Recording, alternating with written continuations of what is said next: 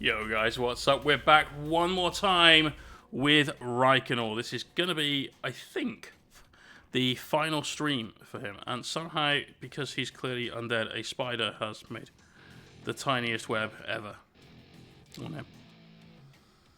Interesting. Interesting. Lord Gitface, thank you for that host. And the Crooked Grin, we're on the start screen. 10 months. Absolute unit. Thank you very much, dude.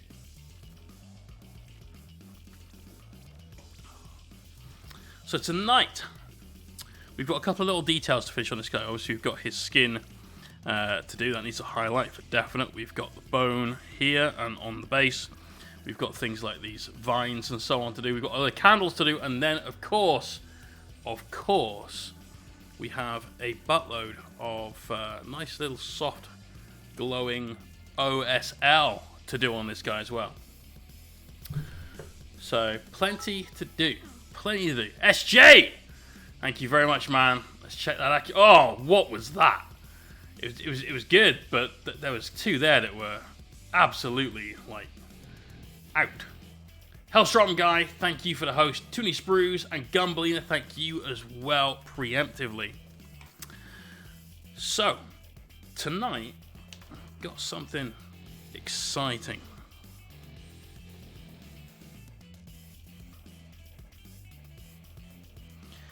Exclamation point merch. So we've done it. I looked around. I spent quite a lot of time on Monday. Quite a lot of time on Monday. Trying to find the best place to go for some merch. And I checked out a lot of the sites that other content creators use. Some very famous content creators. People like Jazza. People like Lauren Babick. You know, all of these kind of people that are big over on YouTube. To find out what it is that they do and what they use. And the majority of them use a company called Teespring. And Teespring's great. Except if you want to buy anything from Teespring, they charge you out the ass for postage. It didn't matter where I set my country to, unless it was the US. Postage was £9. They charged $7.99 for postage and £1 basically for shipping and handling. £9 for postage for a single t-shirt seems like a pretty shit. Twitch, however, postage not too bad. Obviously depends on where you are in the world, but ranges from like £2 to £3 to like £5. Much more reasonable.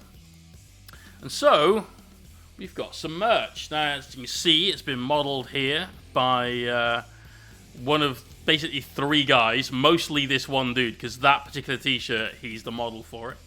Pro Jam, thank you very much for that host. So we've got some hoodies. Just got a couple of hoodies. One of them has just got the logo on the front. The other one has full-size night picture on the back. I like that one. It's a good one. We've got night pick on the front. We've got four. Sorry, I think. Yeah, we've got 4 normal t-shirts. So we've got the Meep logo, the J logo, the Night Face logo, which has been updated as well. I spent way too long last night on Photoshop just getting that little logo to be spot on. Edited a few bits, added glowing eyes, all that jazz. And you got 3 of those. You got the Meat Face, Me Face, and the Night Face. And then you've got a second version of them where not only do they have that on the front, but they have the full night on the back. So, Master Mouse, this is on you. Massive Meep shirt needs hashtag Cult of Meep adding to it. Can do. We just do a separate Cult of Meep shirt. I can put up to 24 different products in this. I mean, that's easy to do. That's easy to do. So there you go. Just want to say, do check the sizing guide. Because I'm not the biggest dude in the world. You know? little bit tubby, perhaps, but not the biggest guy in the world. However, according to this size chart, I would need an extra large just based on the chest measurement. Otherwise, that's going to be like right in the pits and it's just going to be uncomfortable. So I'm looking at an XL, whereas I would normally just buy a large. So just please bear that in mind. You know, want to be sure that you guys are going to get the correct item of clothing. Please do that first. There will be more merch to come. Pro Jam stickers. I looked at stickers. I looked at cups. Twitch want to charge. I think the cheapest I can make it, where I'd make $1 on one of their cups, is $13, which seems a lot. I think that's a tenner. Don't know. To me, that seems a lot. But just a white cup with the logo on, to me that was a little bit too expensive. So, I mean, I can put it up, but hats, I can get a hat. Both a beanie and a snapback style cap. So they're quite cool. Twitch auto ship it. Yeah, Twitch takes care of everything.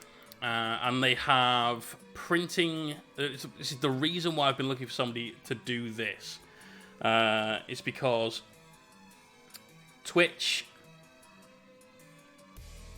have basically got partners that they use to print directly to garment in every country.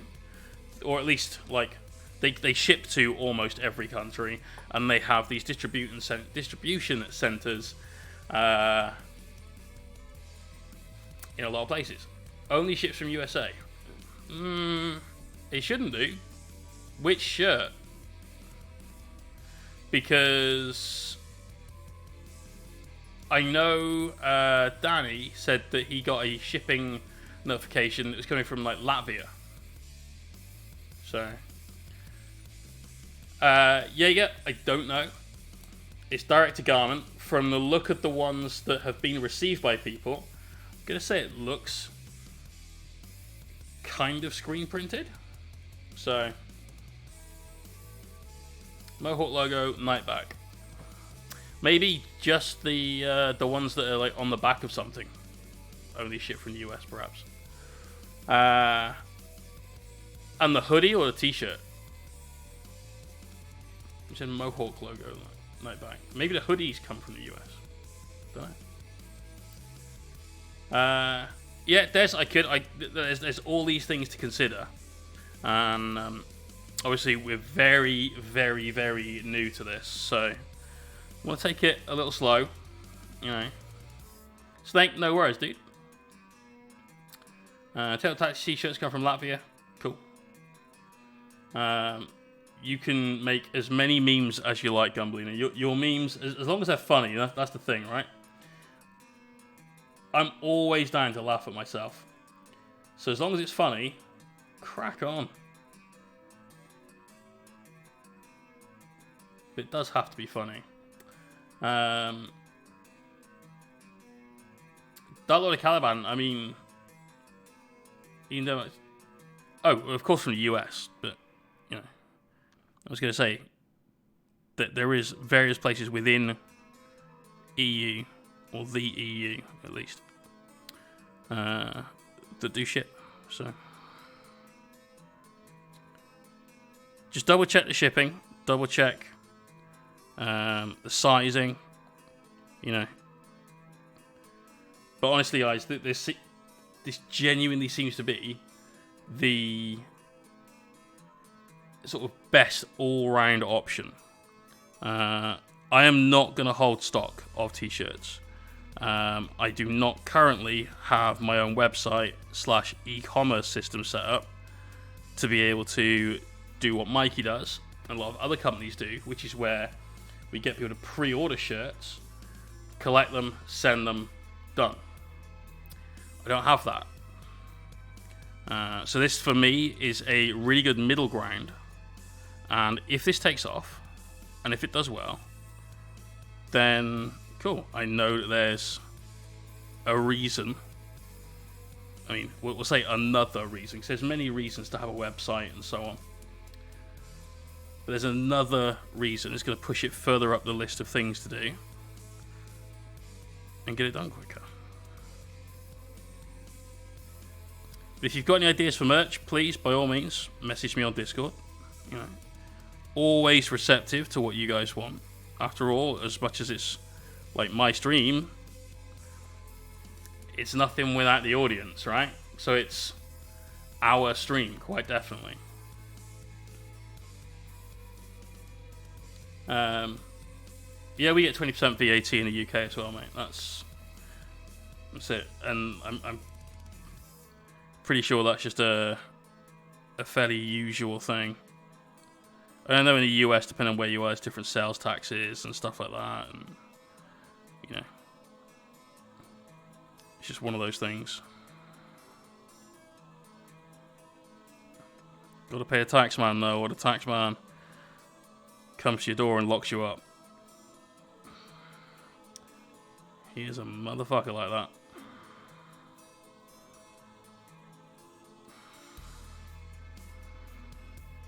Alright, so what we're going to do with the I'm thinking we do some like autumn style leaves, because they'll stand out quite nicely on the base. So like some dark reds mixed up with a little orange. There you go, Master Mouse. I was the first then, I'll be the first now. I saw it, I want it, I got it. Praise the cult of me. Love it. Love it. Well done, dude. Well done, mate. Nick bought Mohawk logo hoodie and 2 other merch. Damn, man. I'm assuming that's Nick, as in Dark Angel's Nick.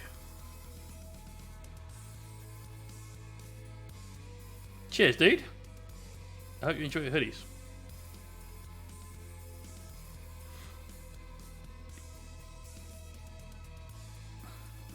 But anyway, how has everyone's day been? It is, of course, Tuesday. It is the start of a brand new week. I have spent my day highlighting gold, which has gone reasonably well. We've got the first, as in 11 sausages, Nick. Yeah. Yeah. I got the first highlight down on all of these dreads for the gold. I've still got the purple ones to just finish off on the shields and the shoulders. And the second highlight done on this one. I'm nearly finished on one more. I ran out of time. Just before the stream ran out of time. But, fucking hell, are these things looking good.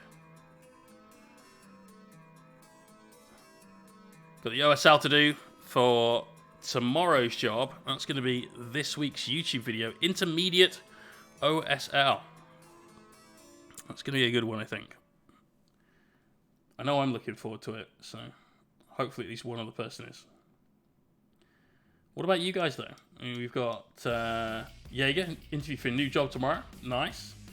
Get prepping, bro. Like, get those star questions and, you know, make sure you've got answers for everything. Skeptic, back at work, no time for painting. Okay. Bibbly bobbly yes, that. Bibbly bobbly Betty, thank you very much.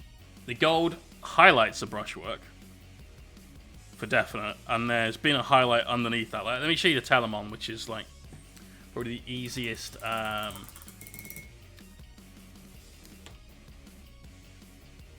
Master Mouse, that's awesome. I'm really glad. So here you can see the Telemon, alright? Now, all the gold is airbrushed. Then it was washed twice all over, like a complete wash. And you can see these areas here that are super shiny. Here's where we've introduced the first highlight. Okay, so the washes obviously have matted down the surface a little bit here. We're then bringing back a lot of that metallic sheen with brush strokes. So using volumetric highlights to shape everything, bring it out. Look at that foot there, for instance. Yeah, you can see the toe cap on there, much shinier than the area around it. That's where all of this comes into play. I varnish everything, not normally at the end. Normally, there's a few things that are unvarnished on a miniature. I try and do it just before we get the highlights down on metals. However, for all of these custodies, it was the last thing I did, because there's so much metal there. If everything was left with the metal highlight, you'd lose a little bit of definition, because the whole model would be super shiny.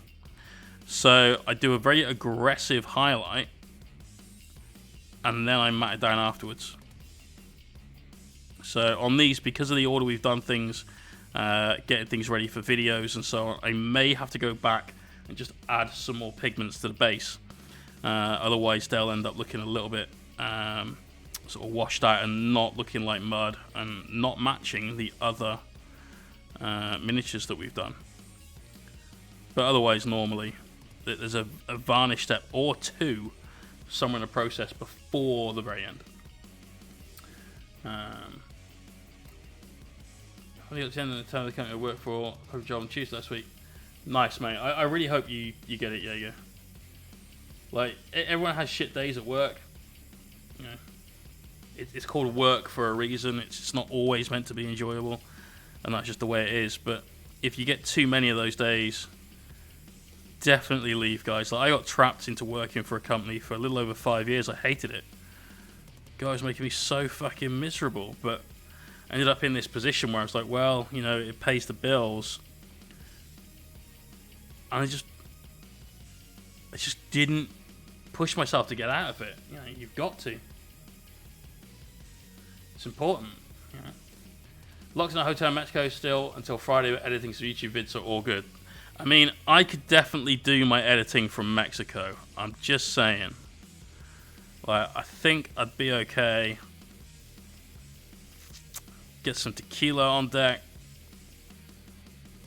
I think, you know, I'd be alright with it. I mean, I could definitely do some editing from Havana. That'd be alright. Reaching, as I usually brush on varnish right at the end, sometimes I'm not happy with the result. I never brush on varnish. Ever. In fact, I can't think of a single occasion for a commission where I've brushed on varnish. I use Tester's Dull Coat, which is an aerosol spray. It's hard as fuck to get your hands on, because occasionally, like all of it in Europe, for instance, has been bought out. And occasionally there are rumours that they're stopping production, so people like me buy everything they can get their hands on. So I've still got 22 cans sat in the garage, because I need this stuff. If you can't get it, the Vallejo gloss and matte varnishes, they're polyurethane airbrush varnishes, they're great. Wolf, cheers, dude. I'm glad. That's always what we go for. We want everything to look smooth, and it's never ever going to end up like Sergio's stuff, which is very much, hey, look, I kind of got this straight out of, I don't know, some future technology where we literally just create these magical things. You know, it's never going to look like that, but we always try and keep it looking smooth, keep it looking tight. That's the goal. Right.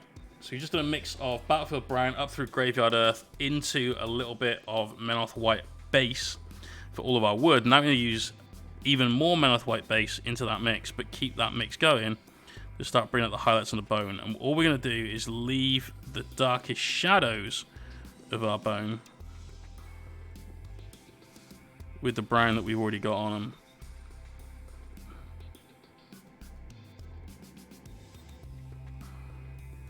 So we haven't washed these at all. This is just going on straight on top of a darker brown, and then we'll blend up from this using Menelth White and Menelth White highlight to just push it in the right direction. No worries, dude. Like, again, fingers crossed for you, bro.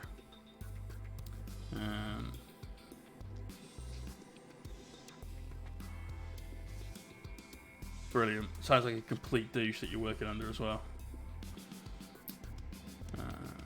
Plank Walker, how you doing? So, brilliant. Keep the Geller fields up. Absolutely. Clearly, that's the important thing. Don't let the chaos in.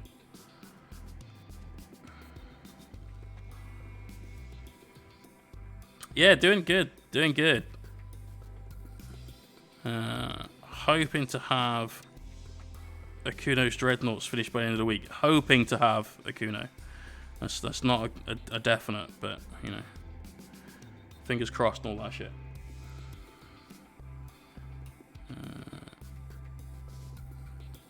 Though I am definitely thinking that once payday arrives, there's very likely going to be a large Forge World order. What else have I done today? Spent some time talking to one of my buddies today. He's going through some bad shit right now, so it was good to catch up with him and make sure he's, you know, doing all right. I spoke to another one of my buddies that probably needs some surgery, you know, so making sure he's all right.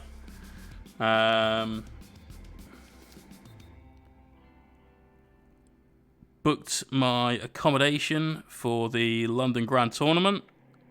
It's within half a mile of the venue, so it's a short drive in case I get food poisoning and need to get back quick before, like, explosive sideways action poops. Yeah, don't need that. Hell no. So you got that booked. It's a nice Airbnb. 2 beds in separate rooms. Already found somebody to share the second room, so it's cost me 80 quid for 3 nights, literally half a mile at most from the venue. Whereas last time it cost me 160 quid for a shitty room. So I didn't check reviews of their toilets. However, I did note that it was one of those Airbnbs that's the host is going to be there while you're there. So if there are issues, I'm like, listen, you need to call a plumber to fix that. Alternatively, do you have a mop?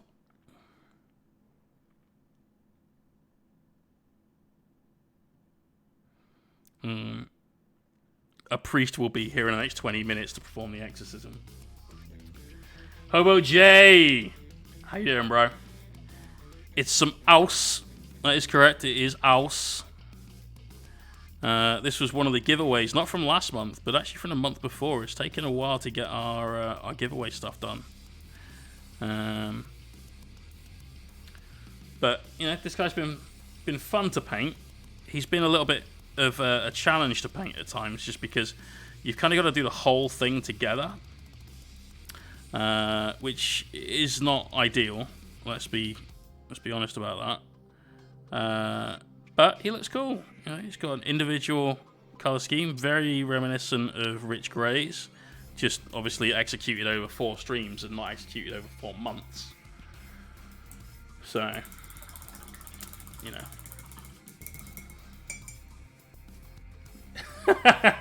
I'm pretty sure they're not going to offer me 30 quid, you know.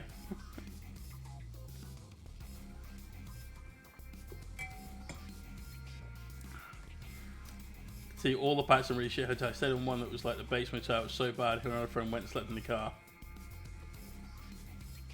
Wow. Wow. That's pretty rough.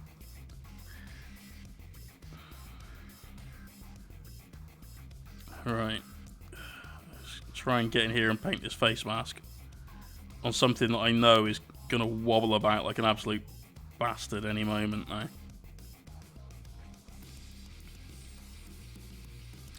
I think the worst hotel I've ever stayed in I just asked to change room, and that was fine. But it was clearly just a case of like the room hadn't been cleaned. That was the only issue. You know, we'd been put in this room, and either the maid had just got shit wrong, or they'd forgotten to tell her, this room needs to be made up in time. And we sort of got to the room, and I looked around, and I'm like, this is a bit of shit. My bed's been made, but it's a bit shit. And then went into the bathroom, and there was fucking towels everywhere and all over the floor. And I'm like, no, that's all. That's the worst hotel experience I've had. We've obviously been very lucky. But equally, I mean, they do only have one job, which is to ensure that somebody has a pleasant stay. And how difficult could that really be?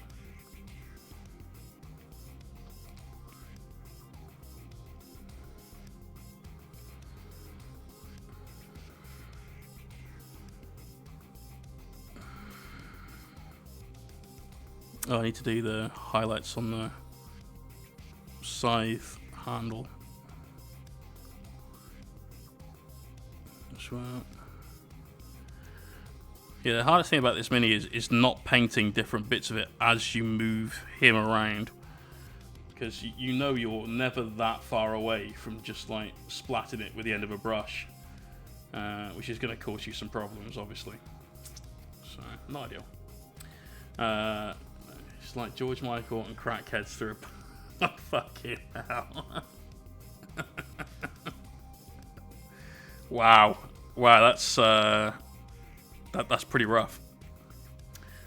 Who else is planning to go to the LGT here?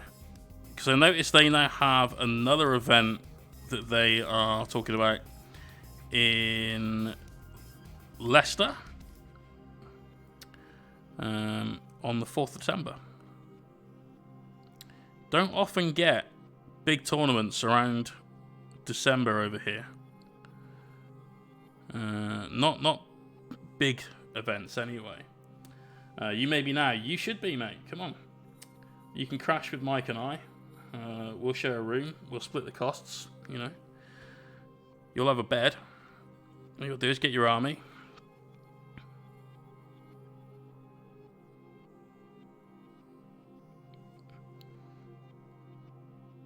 It'll be alright.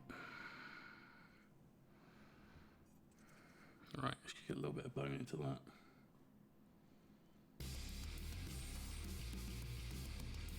Scooch more. There you go. If you get your list painted, gotta do it. When is it? The LGT. Sarah, how you doing? Thank you very, very much for that, host.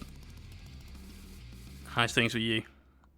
The LGT is the end of September, last weekend of September. And Spleen getting their sub on 4 months. Thank you very, very much, my friend. Really appreciate it.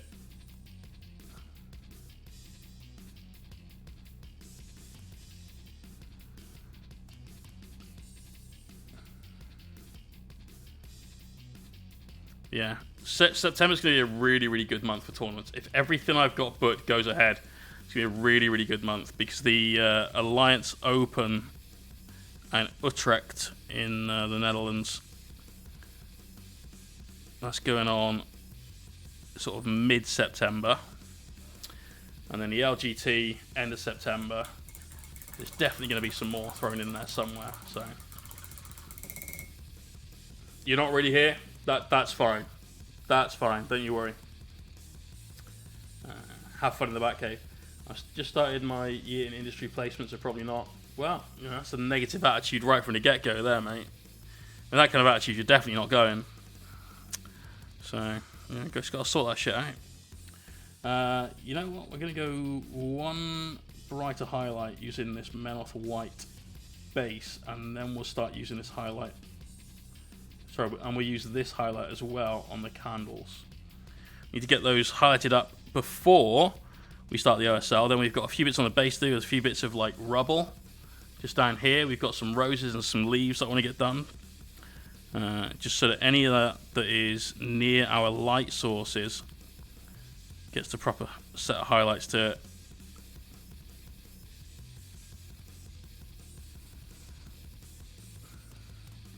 Hopefully you can see most of what we're actually painting. It's just difficult with this great big winged bastard sat on top of it all.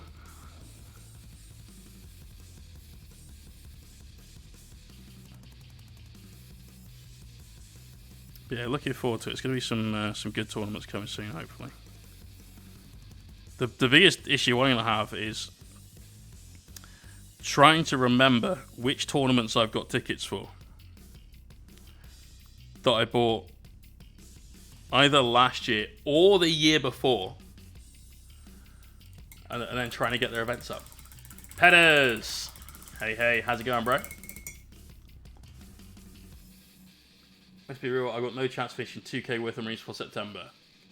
Mate, I painted 7,000 points of Necrons in 7 entire days. You've got till September. That's 5 months.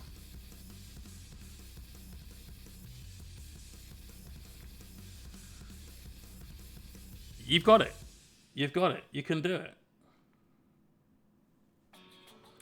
Alright, let's thin that just a touch more for these candles. Yeah. Yeah. Damien, you coming to the LGT?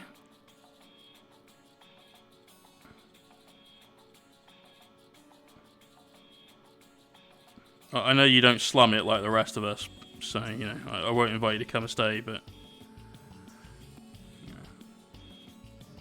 When is it? We need an LGT command, fuck's sake. The London Grand Tournament takes place at the end of September, mate. Last weekend of September. Last full weekend of September. 23rd to 25th, 24th, 26th, something like that. The reason it's, I say 3 days, is because the Friday there's other things happening as well. They've got a load of smaller tournaments, like there's a 1,000-point Ironman RTT. There's a few of those going on. So just smashing through a couple of games in a row as a doubles tournament. And a few other bits and pieces. One of the other things that they're doing is the Invitational, which I've applied for. So hoping to get picked for that. Basically, they ask people to apply who have won or placed in notable tournaments. Obviously, we've just come off of a second place finish, or first loser, as I occasionally like to call it, at the SM Battle Reports No Retreat. Simeon, cheers for the follow, welcome. And people that are like socially well known, so through like a stream or YouTube channel or something like that. And we're getting there. Still haven't heard back from partner, by the way. Still no partnership news. Trust me, there will be a celebratory post or two about that one, when and if, of course, it happens. Ichu! 9 months. 9 months is a new badge, bro. New badge. Thank you. Oh, what a mess in a jar. SJ, all that work you did earlier on, null and void. 2 days. For 2 days, I continue my strike. When, Jay? When? Not if. Nah, it might not ever happen, sir. Yeah. Maybe persisted on your part application with an alt player that sort of bid on Hellstorm. As long as he wasn't also an Age of Sigmar player, then, you know, I think we're alright.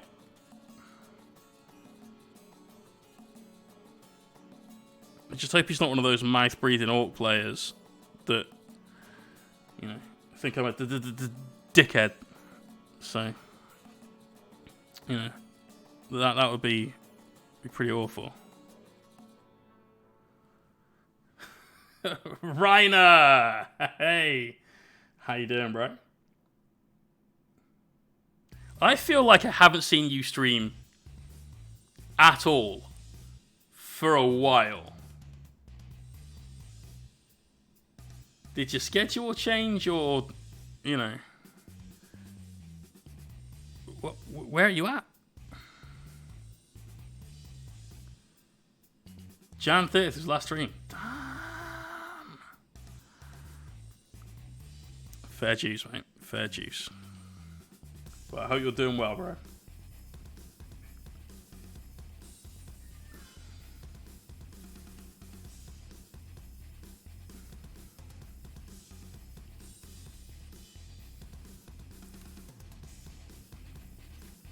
Right, you know what? I'm going to give you guys the option of whether we do the OSL like normal candlelight. It's like reds and oranges and yellows and things, which I think is probably the best option. Or if we do some sort of like ghosty, ethereal, whatever, in which case it's probably going to need to be like pink. Like bright pink. But I'll let you guys choose.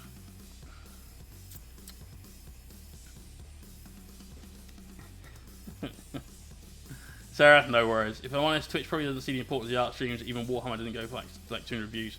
Yeah, absolutely. There are plenty of people that are partners that are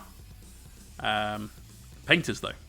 Like Flick, Studio J7, Next Level Painting. You know, there's plenty. Jimmy, you know, Jimmy the Brush. There's a load of them. But that is some like hallowed ranks that we're trying to join, you know.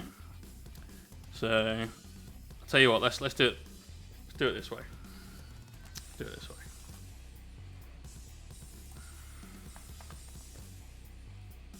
Paul, pink or brown? No, pink or brown.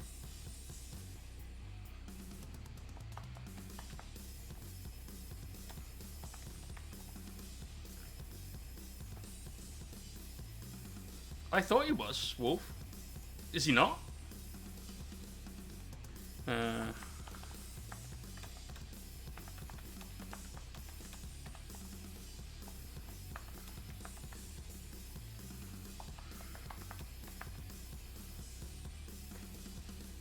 Put the bug for 5 minutes. That's fine. There you go. So there's a poll in the chat. Stu! How you doing? Right, Stu. I need to talk to you. Stu, you, absolute legend for the host. Thank you. But they didn't tell us about shitting outdoors. I mean, that's what gets me my viewership, you know? That's what brings the people here to the stream. Stu, I need you to use this command. I need you to check the size guide, and I need you to tell me which one you want. T-shirts, not hoodies. You were one of 2 people that won the T-shirt. The other one, a momentary brain fart. I can't remember their name. Lyriel? Lyrivial? Lyrivial. That was the other one. I thought it was letting Mikey ramble incoherent about 40k and JoJo memes while you paint. That's history. I mean, you know. Also, what is this JoJo thing? I don't get it. That's why you're here. Fair. No, we managed to get Mikey to do less incoherent rambling. Not a lot less, but you know, just in general a little less. Mostly because he's realised that you can put up the topics I bring up on YouTube to get thousands of views. So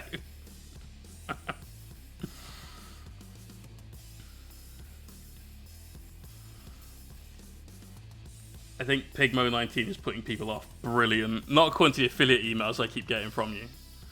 You know.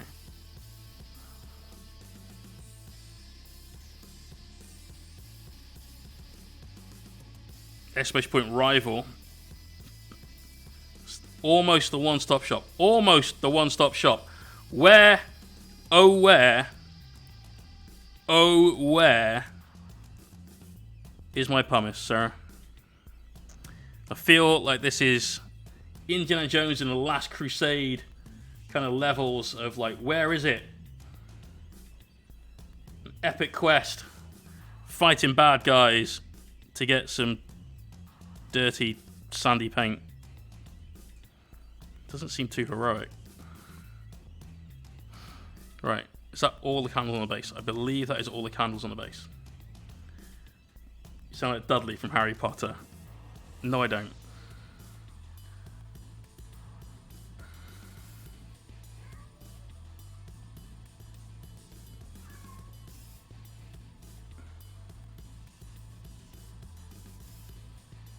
Definitely don't sound like Dudley from Harry Potter. He was the one that's like, why I've only got 4 presents, or whatever it was, right? You're gonna meet. Yeah, that's because she is here being. She wants to go out. As soon as I let her out, she'll want to come back in again. She's basically just done that all day. It's not been winding me up at all. You want to go out? Here you go. Go on then.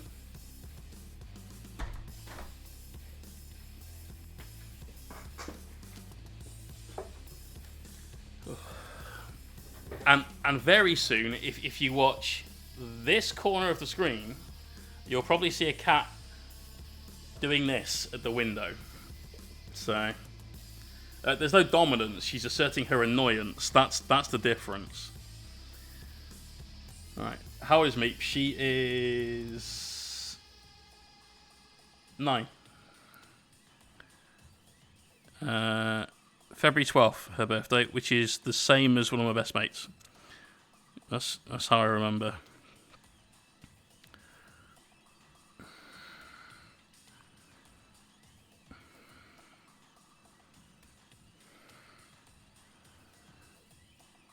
Got a great shot of you for meme purposes now. Brilliant.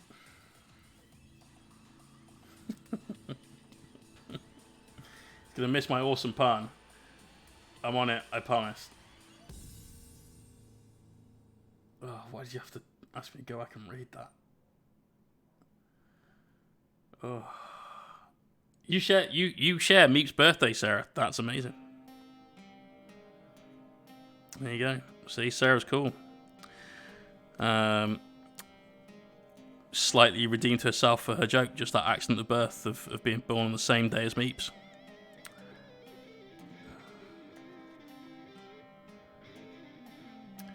Right, the poll is Pink won it. Pink won it. Lucas Zanco Bianco. Thank you for the follow. Cats are super cute. Yes. No, that's not her. That's some packaging.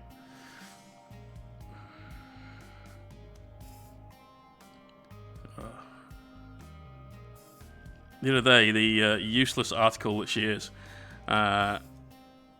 decided, well, the weather has been that just right kind of nice that mice are about now. So I'm going out and I'm going to go and find some mices and then I'm going to bring them inside.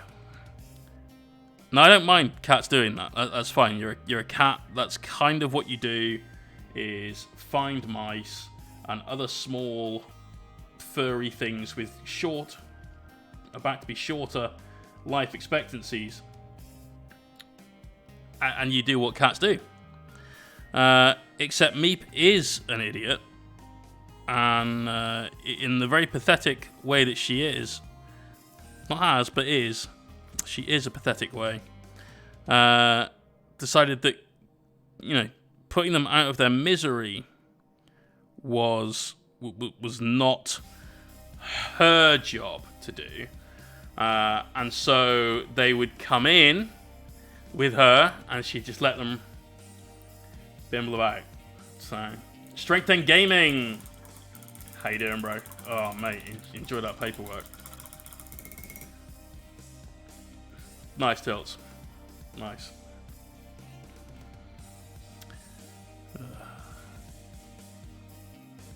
But she doesn't like Jackie. The entire time Jackie was here, she was sulking, basically. Like, I don't know who this person is and why they're here. I'd like to borrow Meeps for a rat on my stable. No. Because she will definitely not do that. She is terrible at that job. She might bring the rat indoors and you just have a rat in the house, not a rat in the stable. But it wouldn't be a dead rat. There's my old cat, Eccles. That's right. I've had 2 cats with dumb names. They were both black and white. She once dragged, I suppose, back to the house a hare. An entire fucking hare. Firstly, how in God's name did you catch that? Like, they're known for being very fast. Secondly, it's bigger than you are. How did you get it here? You have a rat in the kitchen, what are you going to do? I mean, ratatouille, clearly. But did I eat it? No, definitely not. Alright. Also, this was when I was, let's say, young teenager. So I wouldn't even have known what to do with it at that point. Like, I'd have understood from, like, seeing chickens go through an abattoir and stuff that the first thing to do would be, well, not really an abattoir, more like just a farmer's kitchen, I suppose. The first thing you need to do is peel it. But I wouldn't have known how to peel a big rabbit at that stage, so... a meme is posted. Brilliant. Let's go check this out.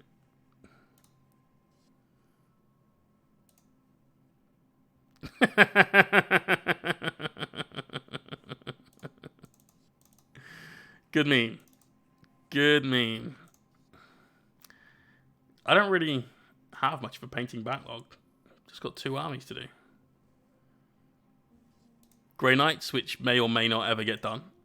And my Death Watch, which is like 45 models. That's it. Oh, I suppose we've got 15 flayed ones, but I'm waiting for another 5. And a couple of, what are they called? Chronomancers. But that's the size of it, you know.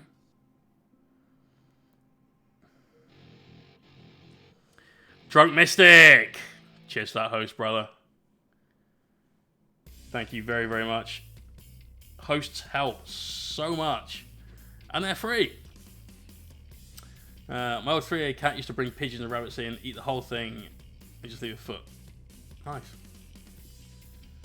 Nice. Cat sneaks in once for a video of a cat who caught a live duck to get into his house. Had to get into the bedroom. Jesus. Fair. And Tau, no, the Tau is literally two commanders, one of which is, of course, from yourself, and a Riptide. It's not even an army. I'm not going to paint it until I've kind of got an army, and I'm probably not going to buy an army of Tau until they're not horribly shit. And even then, probably still won't buy an army of Tau. So. Cats are awesome. Very awesome. Commissions are the backlog. Yeah, basically. And I'm really hoping to get paint down on yours next week. Everything's ready to go. I've ordered some magnets. It's literally going to cost you like a couple of quid. So honestly, if I'm honest, bro, don't worry about it at all. I'll just cover the cost of those for you. Take it as a thank you for the amount of time you spent in the stream and so on.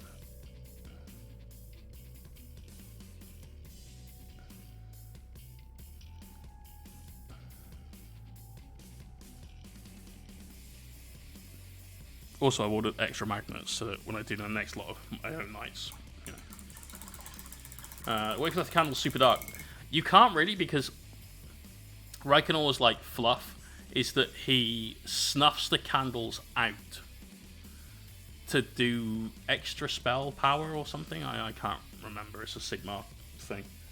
But Mikey was talking about it. Also, these all look like... Well, they could be plumes of smoke, I guess, rather than flames. It's an option. I hadn't really considered it, but shirt arrived today is actually pretty good quality. Sergeant Major, I am glad, dude, and we now have more. Many more. Fair enough, Viking, yeah. Well, in that case, you've got the magnet tax on your commission. The price has just gone up 20%.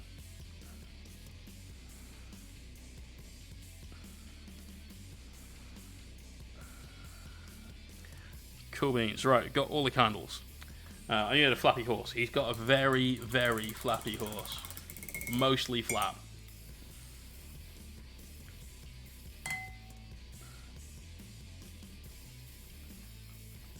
Right, got another highlight to do on those. Got some roses to paint. Probably going to do red roses. We're going to go with some like autumn leaves. And then it's all about those candles, man.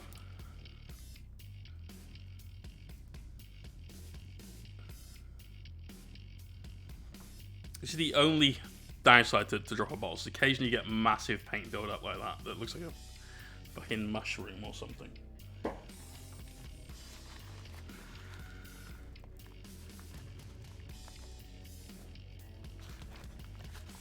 Yeah, purple candles. I reckon that's the way to go. Bright pink and purple. I haven't just put paint all over my desk.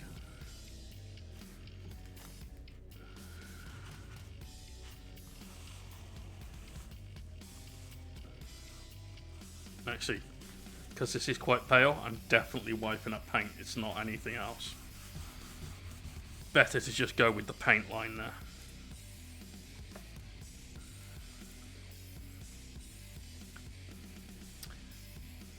Alright, let's grab some of that Melith White highlight, mix that in.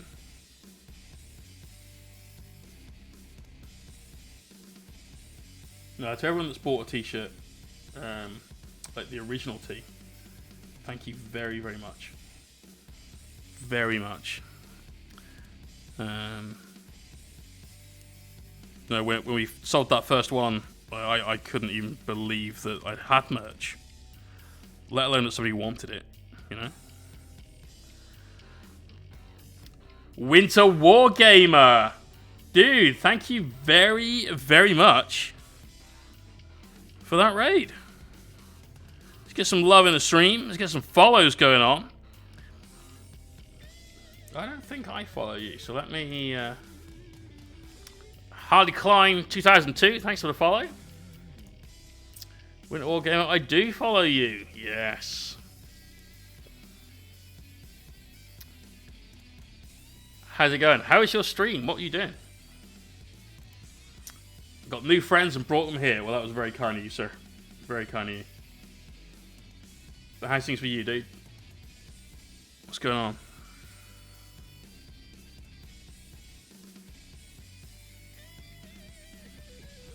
Still unsure. Hey, hey. It's like 6 point separation, mate. It's a very close-knit miniature community. That's for damn sure. But welcome, dude. Hot Rock Psy, thank you for the follow too. So-and-so had some tech difficulties and broke the airbrush. Oh. Oh, no. That sucks, bro. That sucks. Hopefully you can get it replaced and it doesn't cost you a fortune. I know the Iwata one is about 26 quid, but it's a drop in the ocean compared to, you know, a brand new airbrush. I'm painting Reikenor the Summoner. No, the Grimhaler. I don't know why I keep wanting to call him the Summoner. I have no idea. Today we're going to be doing some OSL. So we've got a lot of stuff that is occasionally out of focus because of the way we're having to hold the mini, but apologies for that. Currently we're just doing the highlights on the last details. Almost last details, sorry. We've got these candles to do. And we've then got some roses. There's some roses just down here on his base. Got those to do. Got some leaves. There's a couple just dotted about. I'm going to paint those in a kind of autumnal scheme. And then I'm going to do some OSL on these candles. And that'll be him finished, pretty much. Oh, and a few little spots of like dirt and rubble, just sort of like soil patches down here. We're just going to do those really dark brown, and then after everything's done, we'll just come with some pigments and just boom, done. So let's get a painting my copy of this guy. So many amazing ones out there. This included. It's okay, dude. It's just a. We've done this over the last 4 streams, I think, or at least we spent 4 streams on him. They haven't. The last 4 haven't all been this guy. We've done some work on our Custodies commission in there as well, and a couple of other bits. But he's an interesting mini to paint. There's a lot going on, and unfortunately, he's one of those minis that you don't necessarily have to paint it in one piece. But the sub-assembly you can do is basically you don't attach this dude, and that's it. So because the connection point is really, really small, I didn't want to do that because then you'll super glue in this tiny, tiny shitty joint, and it's just never gonna be strong.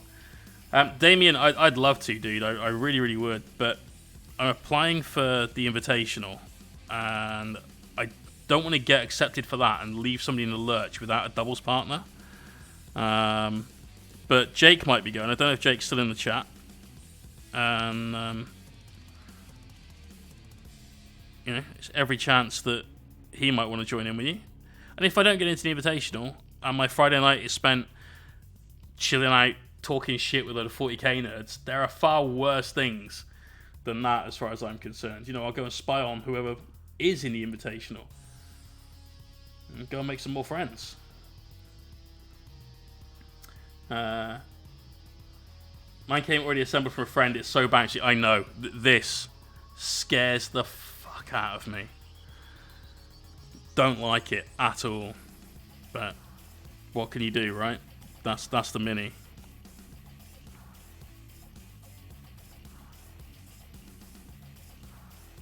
Tonight should be the last stream. Should be the finish off. And if there's anything left to do, it'll just be some quick stuff, which we'll be doing off stream, just because it will be super quick. And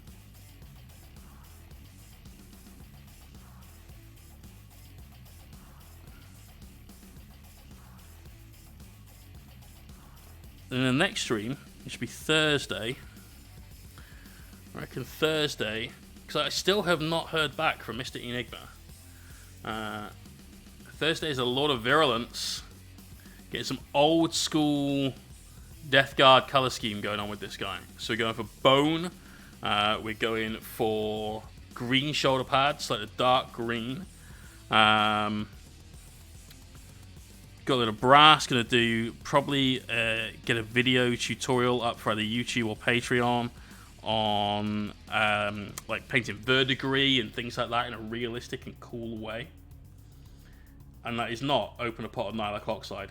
If you've got that, please don't use it. It is terrible. This is not Tyranids. No, this is for Age of Sigmar. This is the other game that they do. And it's a cool mini. It came on one of the Warhammer Mortal Realms magazines, and so was very cheap. Which is good for a giveaway mini. That's not the primary thing. We've given away some absolute beasts, but it does help.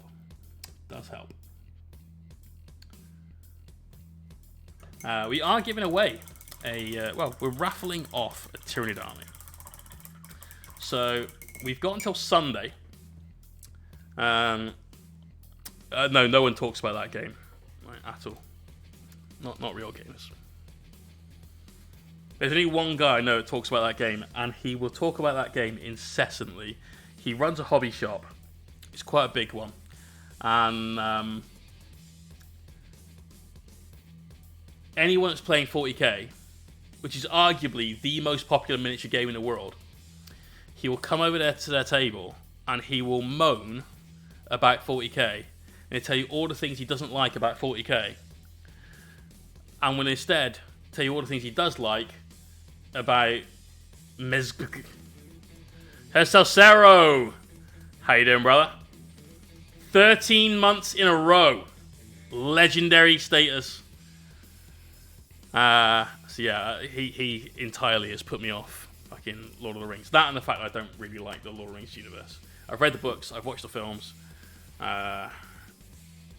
Films kind of spoiled it for me a little bit. The books were good, films were meh.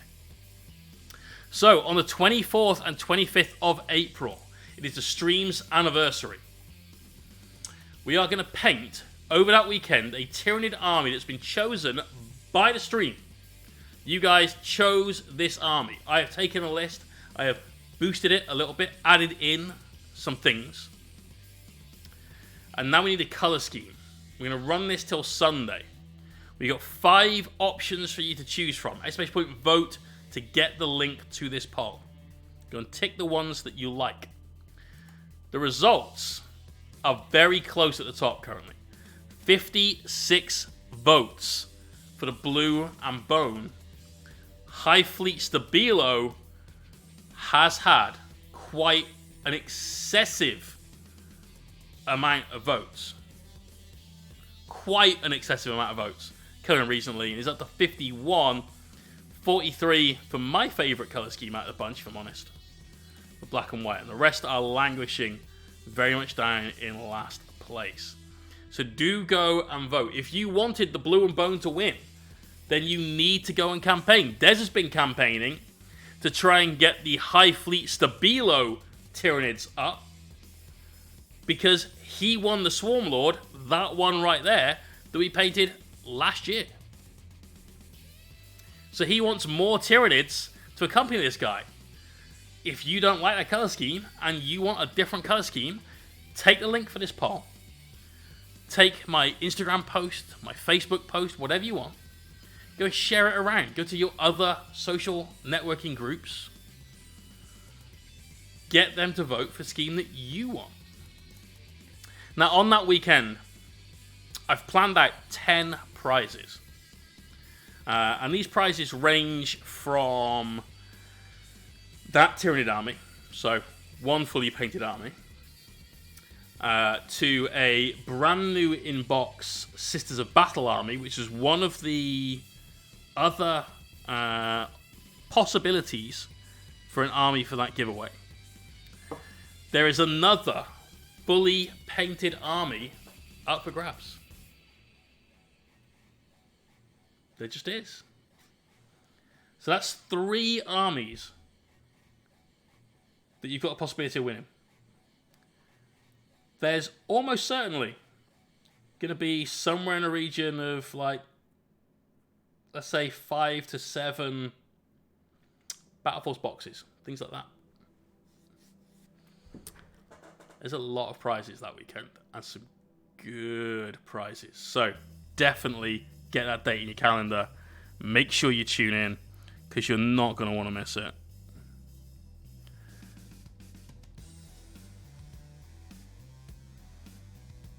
My knights. Yeah, no.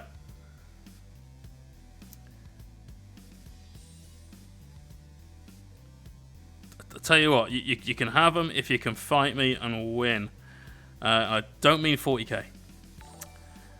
Rolo! Ooh, buying double merch. Double merch? What was the one other?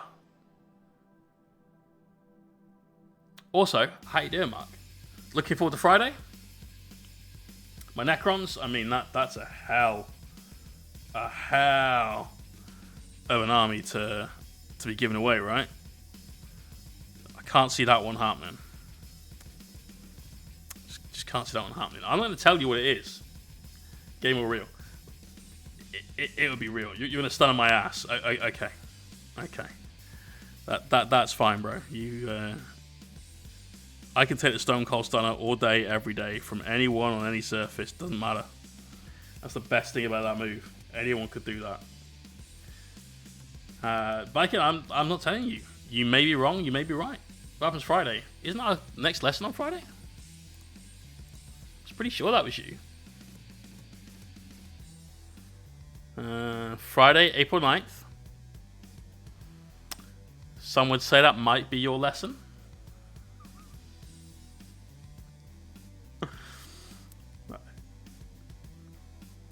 Oh shit, yeah. Yeah, you're right, I did. Yeah, sorry, Mrs. is now not coming over for a long weekend now. I left it in there to stop anyone else booking that slot, but yeah, thank you. Now I'm completely the asshole. Throwing glutton and dust at you beforehand counters a legal move. I feel I'm already gluttonous enough, so adding any additional gluttony is not going to help at all. If anything, it might just increase the weight advantage I have in certain fights. That's all.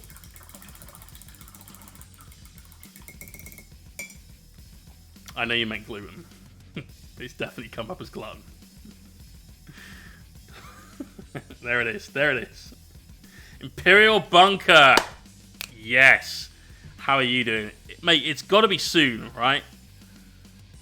It has to be soon where you and I can play some games. It was the Meat t-shirt with the night in the back. Awesome, dude. Awesome. Exclamation point Bunker. If you want to see my Knights in action in a 2,000 point game against some of these quite good Iron Hands, good player and good list, then do check out that second link there. It's a good game. Solid game. Right, we need some red. We need some bleak. We need some yellow. And that'll probably do us. Middle of next month. Okay. Okay, so when are we filming our next battle report? When are we going to do it?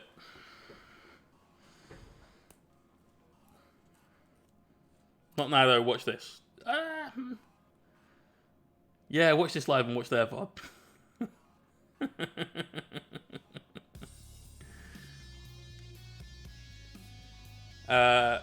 What won the vote? The army vote for the paint scheme is still going on. For the candles, it's going to be pink.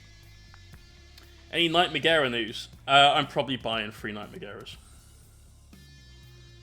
Like, essentially, I'm waiting for payday on these Custodes Dreads, so I've got to get those finished and then get paid. And then I'm probably just buying 3 Knight Megaras. So, what army we voted on? We voted on the colour scheme for the Tyrannid army that we are raffling off. And the Tyrannid army is a very, very cool list. How can you vote? Exclamation point vote. There you go. And the list is a Tyrannid Prime. In fact, tell you what. Let me battle scribe this. Boom. Update all that later. It is 1,090 points, right? So we've got a Neurothrope, Old One Eye, Tyrannid Prime with Bone Swords, Lash Whip, and Bone Sword, and Toxin Sacks. That seems to be the best loadout for him. We've got a unit of 3 Ripper Swarms, which are the Forge World ones. A unit of 3 Tyrannid Warriors with a Bio Cannon, and Devourer and Scything Talons on the other 2 lads. And then we've got a bigger unit of 5 Warriors with a Venom Cannon, Bone Swords, and Scything Talons. 5 Zoanthropes, and a Carnifex. So you basically get 2 Carnifexes, because obviously Old One Eye can use as any. To drop it down to 1,000 points, you take away the Tyrannid Prime. If you need it for a Crusade game, where you can't have a special character, you take away Old One Eye. And I think that's about the only thing you can do. You change him to a regular Carnifex, and you drop a Tyrannid Warrior. I think that was what it worked out to be. and that, or maybe it was drop a zone throat. I can't remember, but that gives you like a legal 1,000 point for a Crusade game. And power level, it's 55 power level.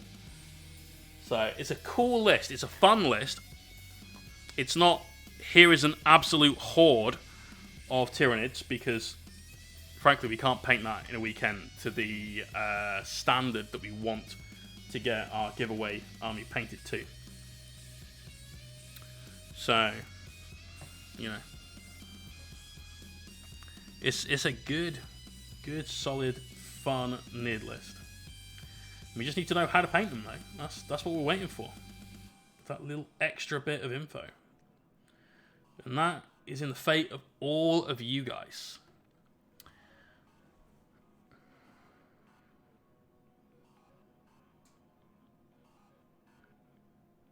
Also, Rolo, I don't have it this evening. You put a donation through the night as a tip, essentially, for this guy, who is yours, and said, get yourself a bottle. So I did. I've got a very, very tasty cask strength Glenfarclas 105. It is a 60% single malt and is absolutely phenomenal. So thank you very, very much for that, mate. I will be sure to send you a little bit with this guy.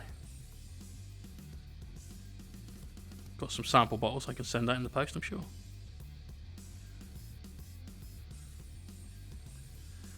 Des is hoping for Stabilo. I mean, you know, might not happen. Viking, take care, bro. Good to see you as always, bud. Is Stabilo winning now? No, it's getting further away. Des, you need to do more campaigning. If you want that army, it's not the people's choice. That's all I can say.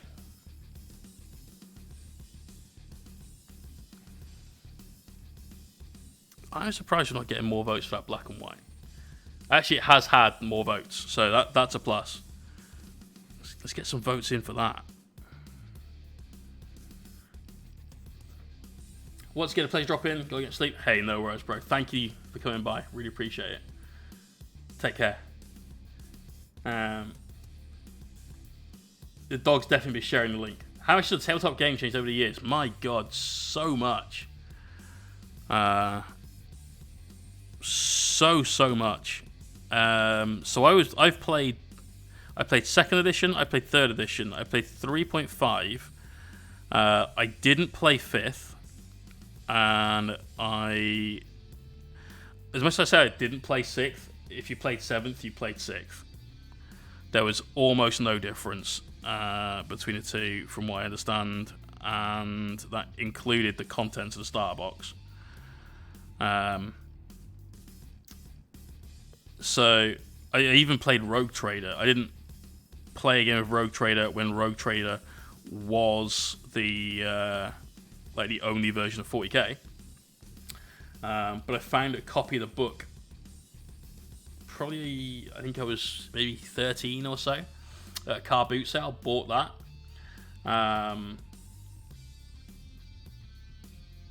I ended up eventually managing to get a game with a friend. A very, very, very small game, because you had to have like a dungeon master to play Rogue Trader properly. And you almost had like a scripted game of 40k with some of the things that would happen. So the game itself has changed dramatically. For instance, from 2nd edition to 3rd edition, and you'll be used to this now, weapons didn't have an AP value that was a negative modifier. They had an AP value of, here's your AP, and if your opponent has an armor save that is this or worse, then you just power straight through their armor. So you'd be absolutely crushing people if you had an AP2 weapon, for instance, because not even Terminator armor could save against that, and so, bam, everything's dead. And they've obviously gone from that, which was the way they played it in 3rd edition, back to having a negative AP modifier, which came back out in 8th. Terminators used to make their save on 2 dice. They'd roll 2 dice. They needed to get a 3 or more combined. And so a las cannon, way back in the day, was AP 6. You're going to have to shoot them with a las cannon to have much of a chance of getting a kill. One of my favourite changes to the game is that blast templates were removed. So in 8th edition, they got rid of blast templates. You used to have basically these like see-through templates that would have a pair of dice that would go with them. And originally, you had an artillery dice and a scatter dice. An artillery dice had 6 sides. One of them was a misfire, and the others were 2, 4, 6, 8, and 10, the numbers. And that was like you'd roll the 2 together, and your shot would scatter the number of inches on the artillery dice. If you're on a misfire, some bad shit happened. Then they changed that to just using D6s instead of the artillery dice, and left that one just for fantasy. So much has changed. You could not sit somebody down in front of 40k now that last played, say 2nd edition 40k, and have a game with them. They'd have some things they'd like remember, like, well, you know, AP is this is great. But you sat there going, well, where's my initiative value on my troops? Why don't I have that? How do I know who strikes first in combat? You know, it's crazy amounts of shit that has changed, man. The game just is not the same. However, I remember playing in 2nd edition, and it would take a day to play a game of 40k. Some of that was because I was young, and you know, not as able to think laterally, do things like fast dice rolling. So it was always a case of, right, this guy's going to fire his bolt pistol or his bolt gun. He's going to shoot at that unit of orcs. And I roll the dice, and right, okay, so he's hit, and then I roll to wound, or he's wounded, and you fail to save. So which one of your orcs is going to die? All right, cool. And now this guy's going to do the same. Instead of doing that, obviously now you fast roll everything, so it becomes a lot quicker and, you know, streamlined. One of the biggest changes is that competitive 40k is something that anyone can kind of get into. Tournaments are becoming much more prevalent now than they ever were. As a result, you've got more accessibility to the game. You know, the sort of internet aspects of the game are mental. You know, we've got painting streams like this. Obviously, we talk a lot of 40k tactics and stuff because I love competitive 40k. That's my big like passion in the hobby. Even more so than painting, if I'm honest. I love painting. I definitely get a massive kick out of doing this, and I need to paint, so I've got something to focus on to keep the headaches and stuff at bay. But if I could literally just play tournaments all day, every day, that's what I'd do. That is what I'd do. Just need a major and a scythe. Mate, there are 2 coming up in the next 8 months. Obviously the LGT, which we're going down for, and then the Bournemouth Beachhead Brawl, which is an ITC Super Major, very possibly a 7-game event. God damn it, yes, give me that. 7 games, 4 games in one day, yes, because game 4, still operating at peak efficiency. My opponent, I don't even know where I am. That's the kind of game that we're playing at that point. I love it. I love it.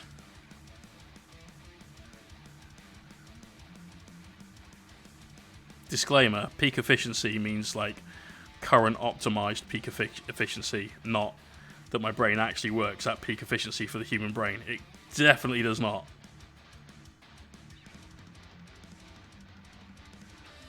Mr. Chillmore, how's it going? Vortex grenades were fun, yeah. Hallucinogen grenades were the best ones, though. Like, you lob them and people start properly going mad. Awesome. Here's what years ago, the tabletops had buildings in the edges with open ground in the middle, no objective markers. Yep, basically, it was a case of you went to a game and you just tried to kill the baddies, and that was it.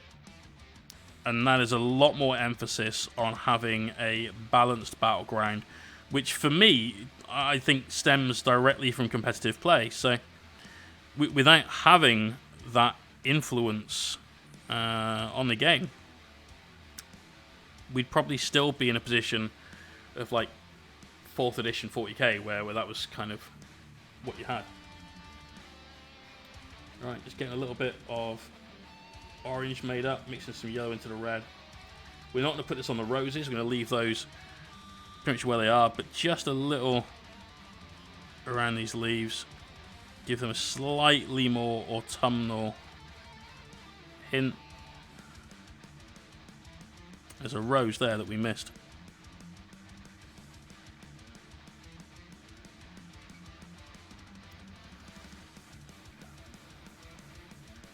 Then all we've got left to do is paint these little patches of soil, paint his skin, and OSL time. And that's when the magic happens, right there.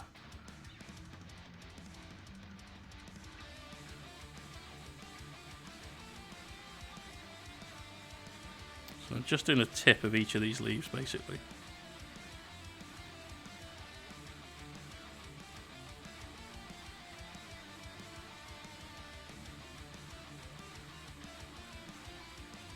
These little ones on the tree. And then it's all about that skin tone. Squeezel! How you doing, bro?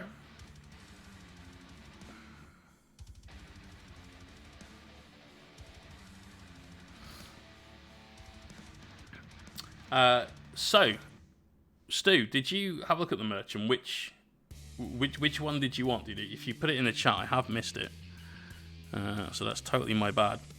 But I need you to send me your deets on Discord for your address and so on, so that I can get the shirt sent out to you. What am I doing after putting the merch? So go here. You'll find 2 links in that command. One is to a sizing chart, which you should definitely read, because oh shit, I closed the tab. Let's get that command chucked in again. That first one takes you to this, and this is very important because I would normally buy a large shirt, just a large t-shirt. However, 24-inch chest is what I need, because to get, like, I've got basically very big shoulders, quite a thick chest and trunk. It's not anything to do with this. That's not an issue for this shirt. But I need that extra large for the shirt to fit. And for hoodies as well, we'd need to go to an extra large for that, you know, around the top of my chest bit. So go and check this first, make sure you are like whatever right size for things. Then go to the merch page, which is this, the second link in that, and pick one of the t-shirts from here that you like. We've got one with a knight on the front, and we've got 3 with a Meep logo, me logo, and a knight logo. And then 3 that not only have those logos on, but also on the back have the big full page knight print as well. So I just need to know which of those you would like, sir. And we need to find Larivial as well, because they need to do the same thing. Let's paint that other rose that we missed.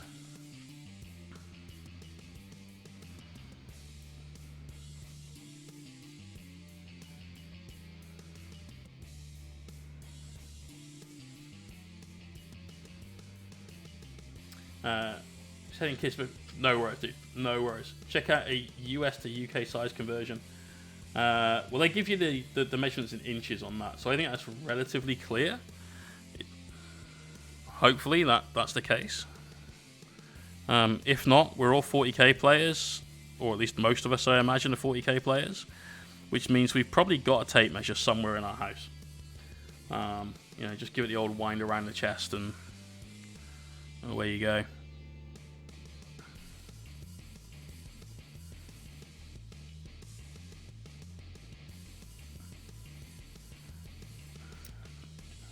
Quick highlight there, and then this rose is done.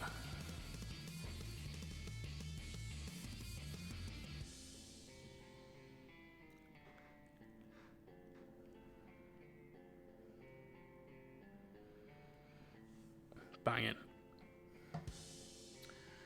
I have plenty of people only know by size rooms. Fair enough. Do you mean like small, medium, large? It didn't actually ever occur to me that US size large could be smaller than the UK size large, because I mean, like the average American, you know.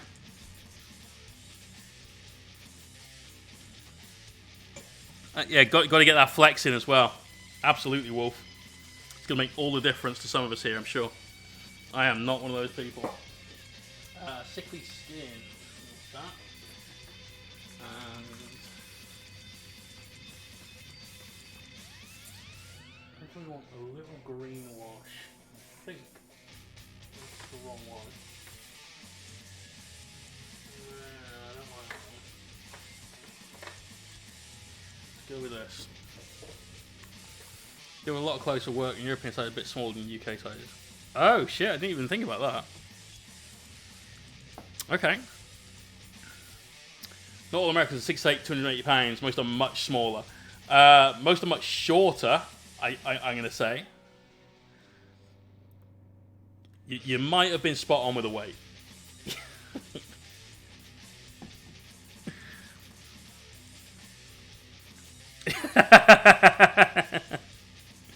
Got him.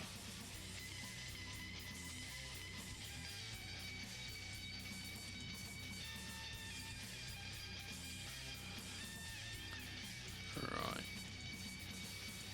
So don't need much in the way of a highlight on here.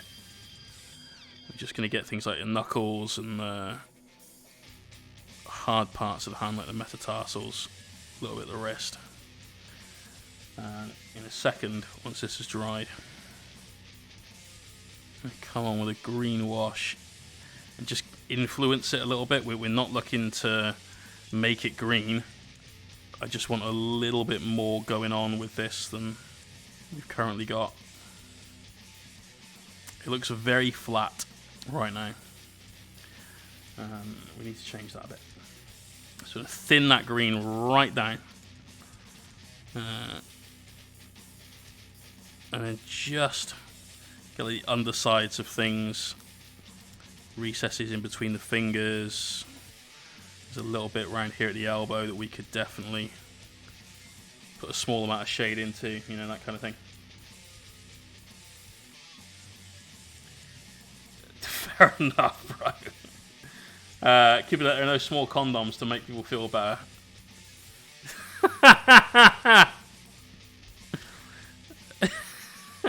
What would be the opposite of a brand name? You know, like Magnum, obviously, is the big boy. What would you call your line of Johnnies if they were small? Like Tiny Tim's pea shooter.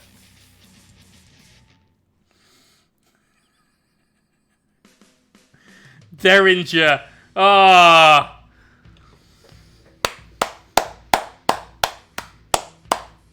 There you go. There you go. Nerf works on a couple of levels, but Derringer, well done. Well done. I think that's definitely hit the nail home.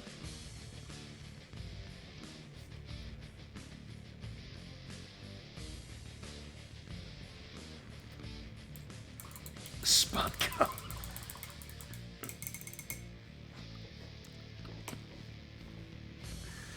Oh, awesome. Awesome.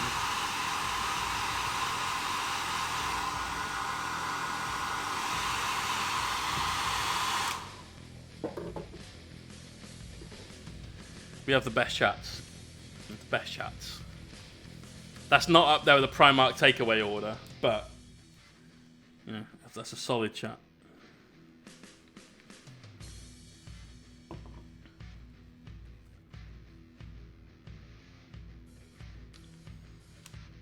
Justin's Johnny's.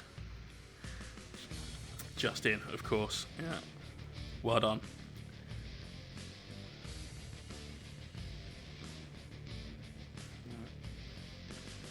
Really thinning your screen down. And then one of the most important things about glazing is how much paint you allow on the brush. You have to go in with a very light touch. Otherwise, you may not notice it at the time, but you're going to flood the model and it will leave a watermark. And you won't notice that until after it's dry, most often than not. And at that point, it's too late. You're starting again. Primark's at a brothel. Impossible. First off, Fulgrim has taken them all, and Ferris just went there to get a little head.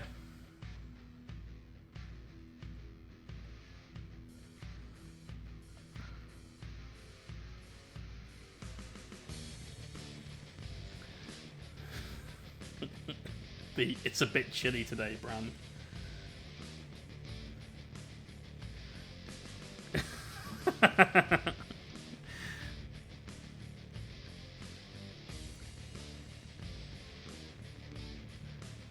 Dawn just needs a hand job. How did I not get that one myself? Damn.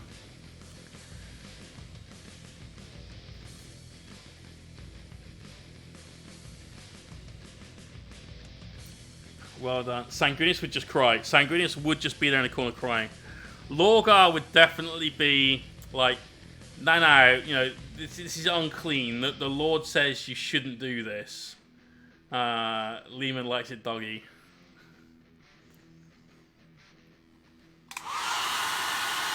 Best Twitch chat ever.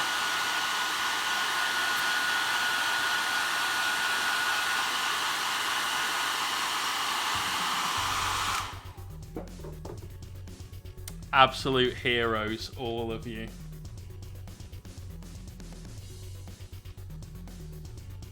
Gonna sit outside, knowing his wife wouldn't approve.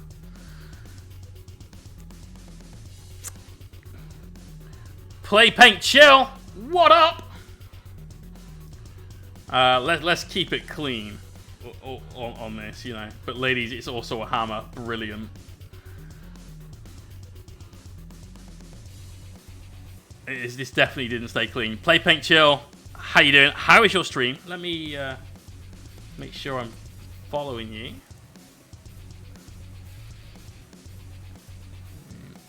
And we are now. There you go. German streamer, I'm guessing, based on your Twitch front page.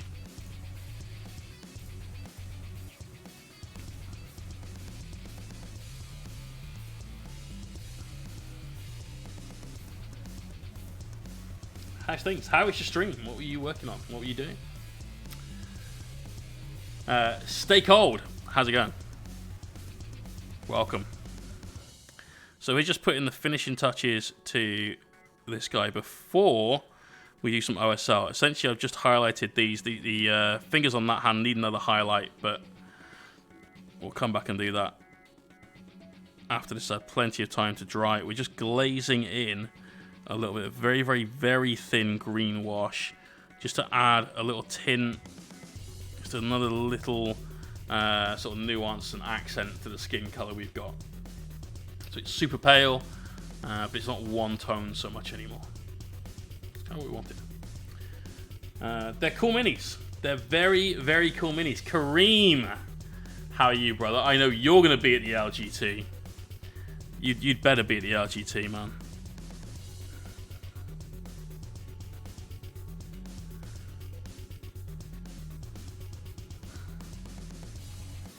Oh, I can't wait. Can't wait. I'm there. Have you seen the Leicester one too? I have. In fact, a mate of mine was trying to talk to me about it earlier on today, and he said that it's like just down the road from where he lives.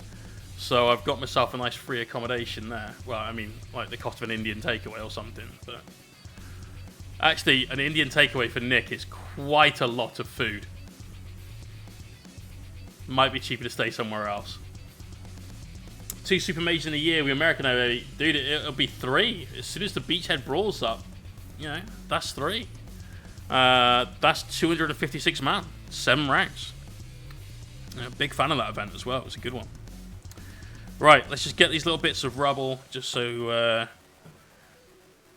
want to be a little bit more of a reddish brown for that. So I've got some Battlefield Brown from P3. We'll take a little black from my palette, chuck that in. Some red from my palette, chuck that in. Give it all a good mix. We can go a little darker than that and a little bit more red than that. So we're getting a not quite Rhinox hide kind of look to this. This is fine. This is exactly what we want. And this is just to add a little bit more color to our base when we come in with some pigments after we've done everything else. That'll probably be off stream. We've done a few tutorial videos for YouTube recently on painting pigments and so on. Or painting with pigments, doing bases with powders and whatnot. So you can definitely check that out. You don't need to see that on stream. Let's just get that happening. I'm only worried about doing these large protruding piles. All of these crevices we can just fill with pigment basically, and that'll sort it all right out. But anything like this that's just on the surface, just want to give it a nice foundation of paint. And that way when the pigment goes on, anything that isn't fully covered will still shine through with this. Mr. Chillmore! Mod looks sweet. How does it normally take? We've done this one only on stream. And I think this is the 5th stream that we've had this model on. The first stream was well, I suppose it's not even really been 4 full streams. So the first stream we did nothing but airbrushing. And we got all of our gradients in, so we did green and purple on the base. We've got the blue and the red fade coming in. You know, all of that kind of stuff going on. The stream after that was blocking in just base colors. The one after that was just getting some washes down. But that wasn't a full stream because it only took me about maybe 30 minutes to get all of those done, wet blend some of those together. And then we spent the rest of that stream assembling the guy we're going to be painting on Thursday, the Lord of Virulence, this dude. And then we did one more stream, which was the Hellstorm stream, where I basically worked in a few more highlights, but nothing super crazy. And that was it. Yeah, job done. So, not long. If I wasn't streaming it, it would be much, much, much, much, much, much quicker. Obviously, when you're streaming, you're doing a lot of talking, you're doing a lot of interfacing with the community and showcasing examples of how to do stuff. So,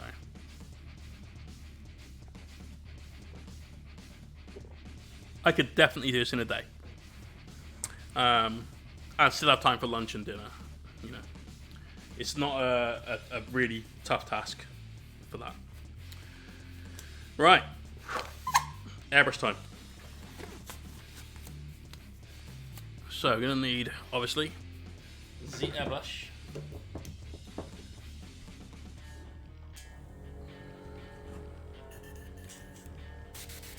So we're using pink for our flames. Now obviously we need to have a nice, vibrant, bright pink for that, but we also need to have something in the background that is nowhere near as bright, to start building up our corona of light. I could go with purple, which I'm very tempted to do. I kind of almost just want to see what desaturating this with a little bit of black will do to it first, though. So we're going to try that, see what happens. Name the Primarch's favourite films and why. Fucking hell. Alright, Ferris Manus, Sleepy Hollow, Headless Horseman. Lorgar, Passion of the Christ, obvious. Angron is Battle Royale, the original, like, Korean version. Because, you know. Korax, the birds, yeah, I can see that one. Bobby G would be an officer and a gentleman. Because he'd always want to say, "You can't handle the truth!" Was that an officer or a gentleman? No. But it might have been. It might not have been. Kurz, Saw, yes. Yes, I can see that one. A Few Good Men, thank you. Thank you. What would be The Last Castle? I haven't seen that one. The Khan, Fast and the Furious. But if you ask me which was his favourite one, it would change every week. Like, it would never be the same 2 answers in a row. Sanguinius, Interview the Vampire. No, Guardians of the Galaxy is about stealing cars. Fast and the Furious is about driving cars. That's why I went that way. Morty would be Human Centipede. No. No, because that's just rank. That's not rot and joy and things. That's just disgusting.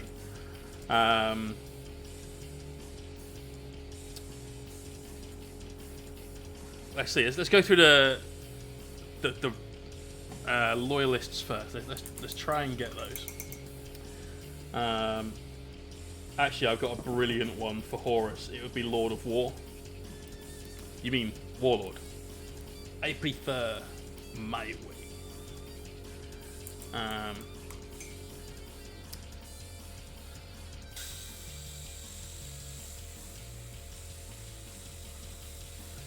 Right. So let's go through. So Sanguinius, Interview the Vampire is a solid one. But I think Sanguinius would be more Twilight, that kind of chick flick vampire film.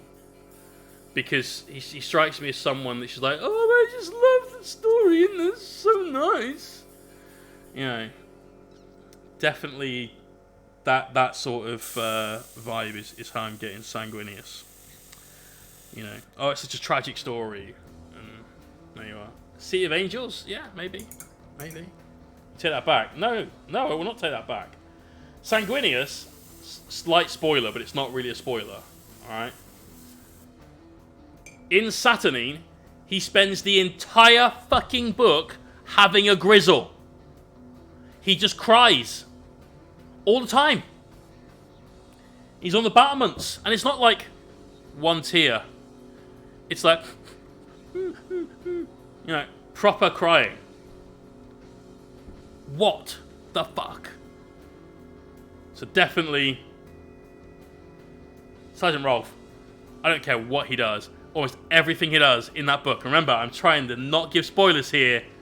So don't contradict me. Basically, just has a bit of a mope and a cry. Are you having a grizzle? Yes. It's a good line, Liang. You should use that at every opportunity. Right. So we got a decent colour. It's kind of a dark pink. We're liking it. Need to apply this slowly, so I'm not going to see the chat too much for a bit while we start getting this down. So please just bear with. So yeah, Sanguinius definitely he's a Twifag, 100%, 100% all about Twilight.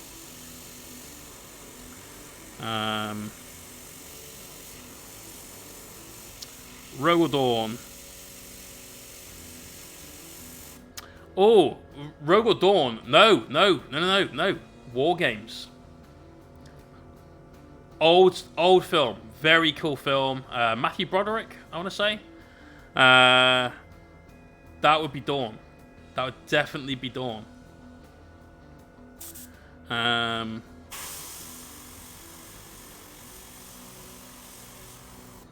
Forest, Catch Me If You Can. I'm not sure about that one.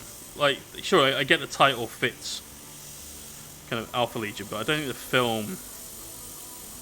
Well, no, you did have a lot of like changed identities and stuff in that. It plays tic-tac-toe on a military computer. Yes, that's the one. That's the one. Soren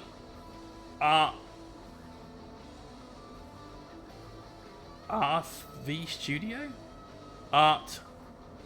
Arthev Studio? Soren Artev Studio. I think. I see both Face Off and Memento working very well. Soren, thank you. That's much better for me. Much easier. Really appreciate it. We're working out what Primarchs would be in what film. And this is ever so slightly blocked. One sec.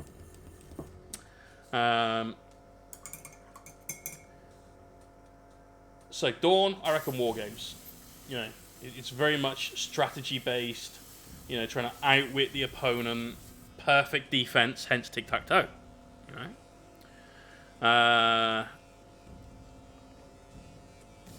Who else we got? Bobby G. Bobby G. I think Bobby G would be something like Bridge Over the River Kwai. You know, very old war film.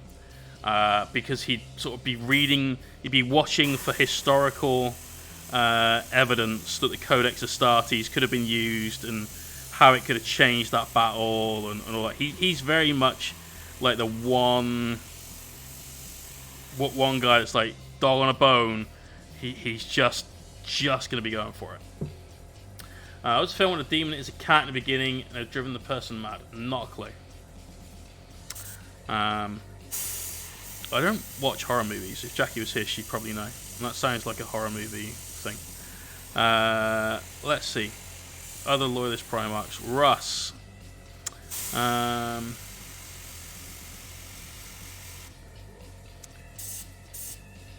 don't think Russ is a movie guy. You know, I think Russ is like a box set guy.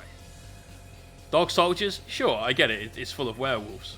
But I was thinking he just sits there and watches Vikings. Like, just binges it. The whole thing. He's a Space Marine. He's a Primarch, for Christ. He doesn't even need sleep. He's just like, you know what? I'm not moving from this spot. I don't need to poop. Don't need to peep. I can just sit here and drink some Fenrisian ale and watch Vikings. So that's what I'm going to do. And I think that's what he does. Yeah.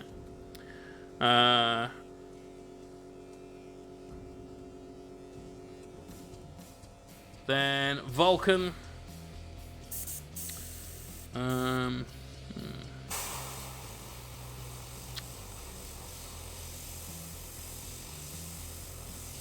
Vulcan strikes me as a Bond fan for some reason. I'm not sure why I think he's a Bond fan, but he strikes me as a Bond fan. You Only Live Twice.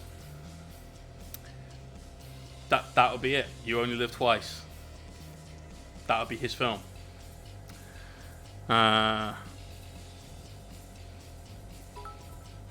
SJ! Thank you, bro. 13th Warrior. Oh, is it Banderas in that one? Yeah. Yeah, that'll work. So I'm still thinking, like, he just sits there and binges Vikings.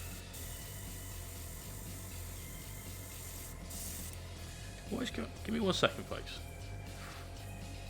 Dine of the Day. I mean, that also topical for Vulcan. But I still stand by Bond film for Vulcan.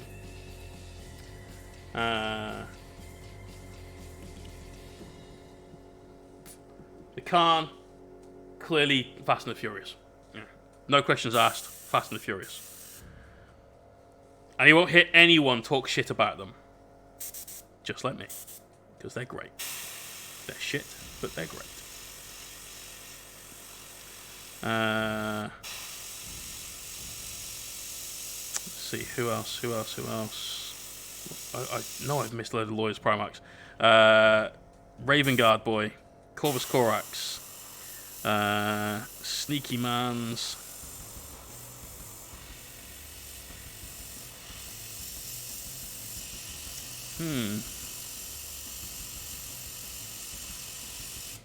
Sneaky Mans films. Predator. It'd be Predator. Definitely Predator. It just fits. But it'd be Predator 2. Because it's the city, not a jungle. He's a city boy. Ferrus Manus, Rocky 4. Why Rocky 4 for Ferrus Manus? I'm not sure I see that one.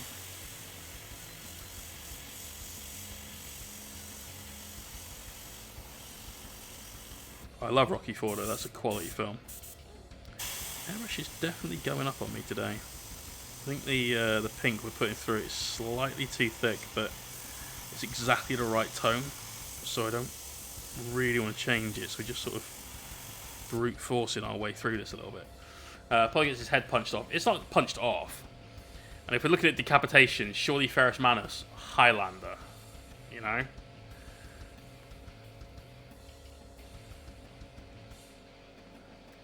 No, Vulcan, again, is a Bond boy. Definitely a Bond guy. Oh, his fucking scythe.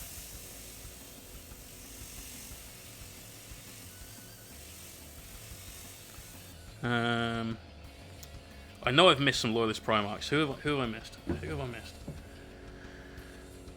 Lionel Johnson. Ooh. That's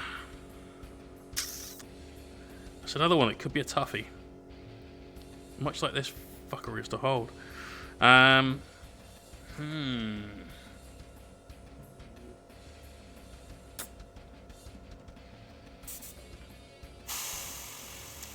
What would he... What's his favourite film?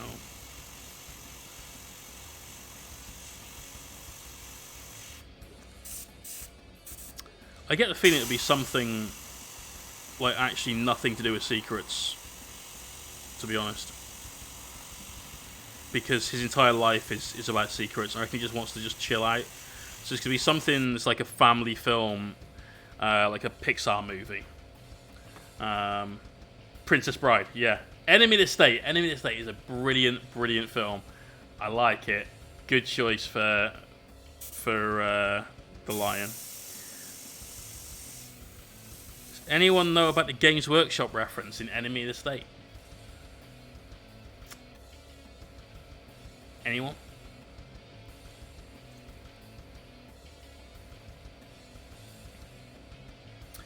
Take care, Damien. Have a good evening, bro. There is a G-Dubs reference in Enemy of the State. It's very brief. It's not the bag. No. No, not where he's talking to his mate in the like lingerie shop. Let me see if I can... the kid was reading White Dwarf. Well done. Well done. Enemy of the State. Shop. Easter egg.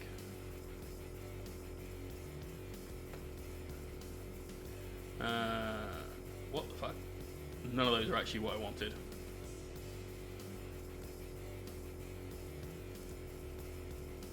Oh god, Nick Bainton just made a tweet about this.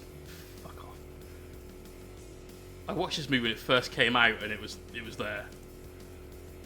But yeah, here you go. Here's Will Smith and his family in the film, and kids reading White Dwarf. What it doesn't tell you is that it's Will Smith's White Dwarf. Oh, well, it's not even White Dwarf there, it's the Games Workshop pamphlet, but there's a magazine on the table as well. There you go. Will Smith, big fan. Now, Lindy, how you doing? Glad you like it. I mean, it's got blue on it, so you're going to love it. It's got pink on it now, so, you know, even better, right? We're having a chat about what each of the Primarch's favourite film would be. I think the Lion Enemy Estate, that works. I think that's good. We can roll with that.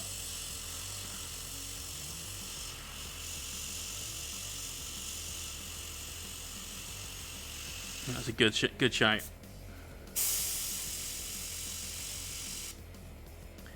As long as there's no orange. What's wrong with orange? And there's loads of orange. Like orange leaves, got orange highlights on the red. I just have to deal with the fact there's orange. Don't be so colorist.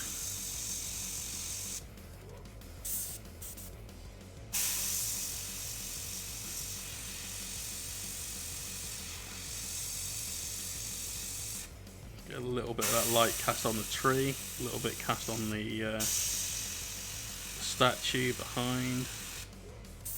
This is why pink works. We've got purple on the base. It's all. I don't see no leaves. Brilliant. Brilliant. What other Loyalist Primarchs have we missed? So we've done Dark Angels, Ultramarines, White Scars, Fists, Iron Hands, Blood Angels, Space Wolves. That's all of them? No, Jagati Khan is definitely Fast and Furious, bro. And he defends them with like such passion as well. It's like, no, they're great. It's a cinematic masterpiece, and Vin Diesel is the greatest thing, and so on. He absolutely properly defends those films. You know, that's the kind of super fan that he is. Let's go through the baddies then. So, obviously Horus.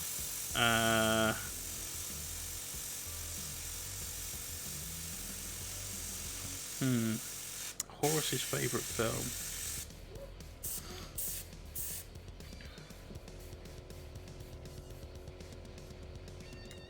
I'm trying to think of films where like sons killed their fathers and stuff like that, you know. You recommend upgrading your airbrush or compressor first? Does either one of them need to be upgraded? Like, is either one of them buggered and you're like, well, you know, I can only afford one of these right now, then obviously that first. But the airbrush itself is going to give you the most bang for your buck. The compressor's going to really help, but the actual airbrush is the thing that you'll find you will see the most change with. Why do you do the trigger the airbrush with your thumb? Is it better for you? It is. Basically. Essentially, I have tried with my finger, and I find I don't get the control. And I certainly can't airbrush for as long like this as I can like this. The whole thing with the finger, I find it very uncomfortable. And I airbrush for... Well, we've had it on stream before now. Over 16 hours of airbrushing. In one day on stream. And then more the following day. Do you always airbrush that close with low PSI? I don't airbrush with low PSI, and I always airbrush this close. My compressor is currently at about 22, I guess, because I'm flowing air through the hose. As soon as I stop, I leave it, the pressure in this, yeah, starts to build up, and now it's at 45 PSI. I can just hear the escape valve on the compressor going. So that first trigger pull comes out like the wrath of God. But it gives you accuracy, right? And you can work this close with pressure this high without risk once you've learned the most important and fundamental thing about airbrushing, which is that it is not about how much pressure your airbrush is using for control. It is about how much paint you allow through the airbrush. That is the control. I'll show you it in a minute because we're going to have to thin this right down to a glaze soon. But I will show you the difference, basically, between using a very controlled trigger pull and not. And I'll even prove to you that we're at the absolute maximum possible pressure by jamming my thumb down on the trigger before we do it. Unfortunately, I can say this with absolute conviction as a artist that is predominantly an airbrush artist, and I feel my work speaks for itself quite a lot. Unfortunately, there is a lot of bullshit that gets thrown around in the painting world where someone says, don't do this, it doesn't work. You can't do this. You know? What those artists mean, and it's usually people that are famous on YouTube or something similar, what they mean is, I can't do this. Not that you can't do this. And that's the biggest problem with this hobby. Anyone that can't do something, that is someone that has a like a soapbox, basically, whether it's Twitch, YouTube, whatever it might be. When they say you can't, they're covering up for the fact that they can't. And what everyone should say at that point is, I can't do this yet. Because everything is possible with practice. Now, there are very few hard and fast rules in painting. If you asked a mini painter years ago, and I mean like 20-something years ago, do I have to paint with acrylic paint or can I use oil paint on my minis? They'd have absolutely gone mad at you and told you, no, you can only use acrylic paint. You'll never be able to use oil paints on miniatures. It's not the same thing. It doesn't work. Blah, blah, blah, blah, blah. Oil washing is a technique that is being used more and more and more and more and more now. People are painting miniatures just with oil paints. SJ, got shit job to go to tomorrow. I'm sorry, dude. I hope you have a good day. I know it's obviously not ideal right now, but you know, let's hope it's not as bad as some of the bigger days out there. Take care, man. So anyone that's like, you can't do this, you can't do that, they're talking shit. They just are. What works for me won't necessarily work for you. And what works for me because I have put in a lot of time honing my craft, especially with the airbrush. You know, really taking our time. I airbrush about 10 to 15 hours a week, every week, pretty much without fail. I've been doing that as a commission painter for nearly 5 years. We've never had a point where we don't have a client, so I'm going to say we've done at least okay.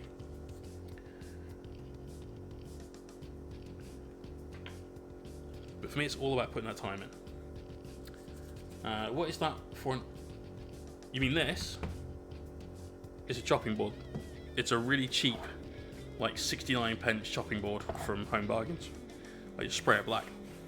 Luke, cheers for the follow. I either use like black airbrush primer if I've been using the airbrush that day, or if not, I bought a can of GW spray to just and away you go.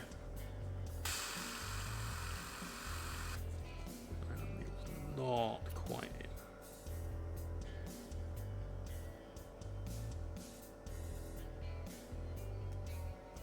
There we go.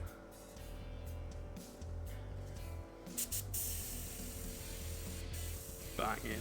A lovely bright pink now. So yeah, airbrushing, feel free to use like all the power. Clarkson the hell out of it, you know?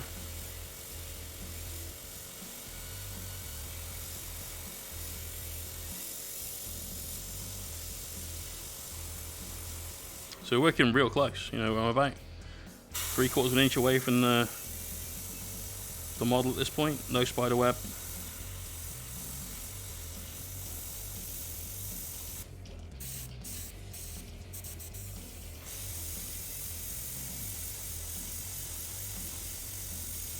Just all about finding the bite point on your airbrush, like having a choke on a car, you know. And get that bite point on your clutch.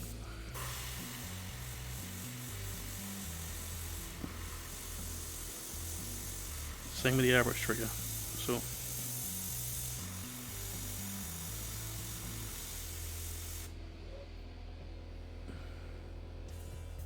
now we're starting to get some pink that's a much brighter pink coming out of this. We've got another airbrush highlight to go. We've got some brush work to do.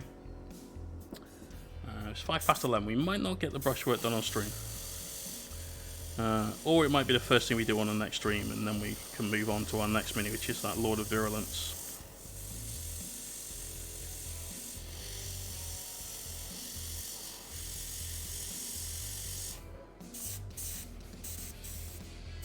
Anyway, what are we talking about? Primarks, the baddie Primarks we got to now.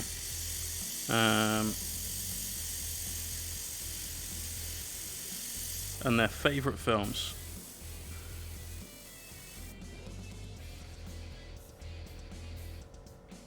Horus is still definitely like somewhere I've killed my dad. 100%. I was doing the airbrush last week, and I always say reduce the paint solution to a milk consistency. Is that correct in your eyes? I've never used milk through my airbrush, I couldn't tell you. This is something I feel very passionately about.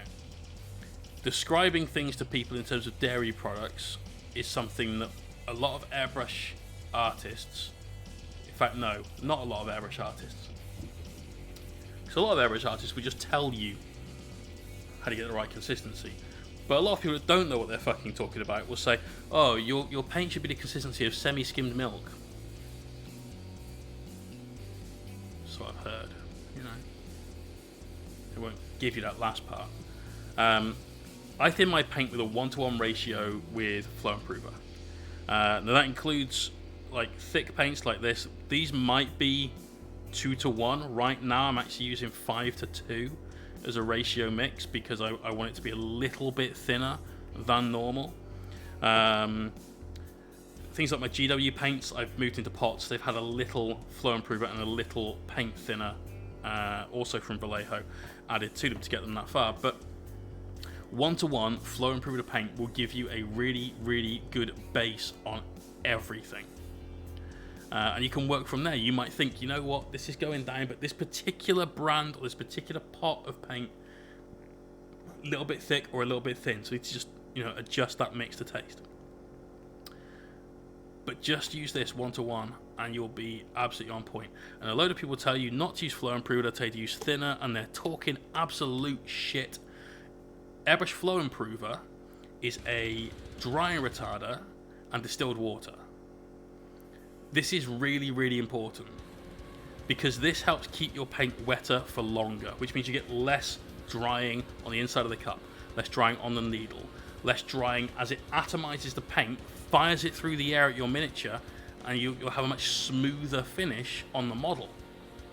You don't get that chalky, grainy thing you can get.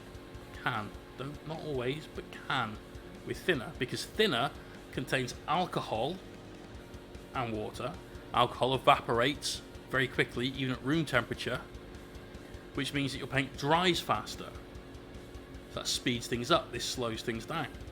If I'm painting one mini and I'm using Flow Improver, then I can wet blend using the airbrush. And if you think you get a smooth gradient with the airbrush, when you wet blend with it, it becomes spectral. Time number 4, I will say, I use thinner for primers. So here's an X bottle of thinner. This is a 2:1 mix of primer to thinner, and it absolutely is perfect for me for a primer. I use the same for gloss varnish, and again I have a pre-mixed like little gloss varnish 2:1 gloss to thinner. That's all I use thinners for. Is the thicker solutions of paint, like a primer and so on.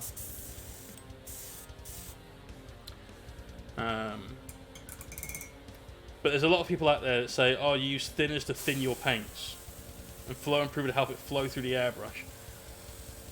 What fucking planet are you from to think that you need to add something to your airbrush to help it flow through? Anything you add to it that's thinner than the paint will help it flow through. You know, it's flow improver is the way because of the makeup of the product.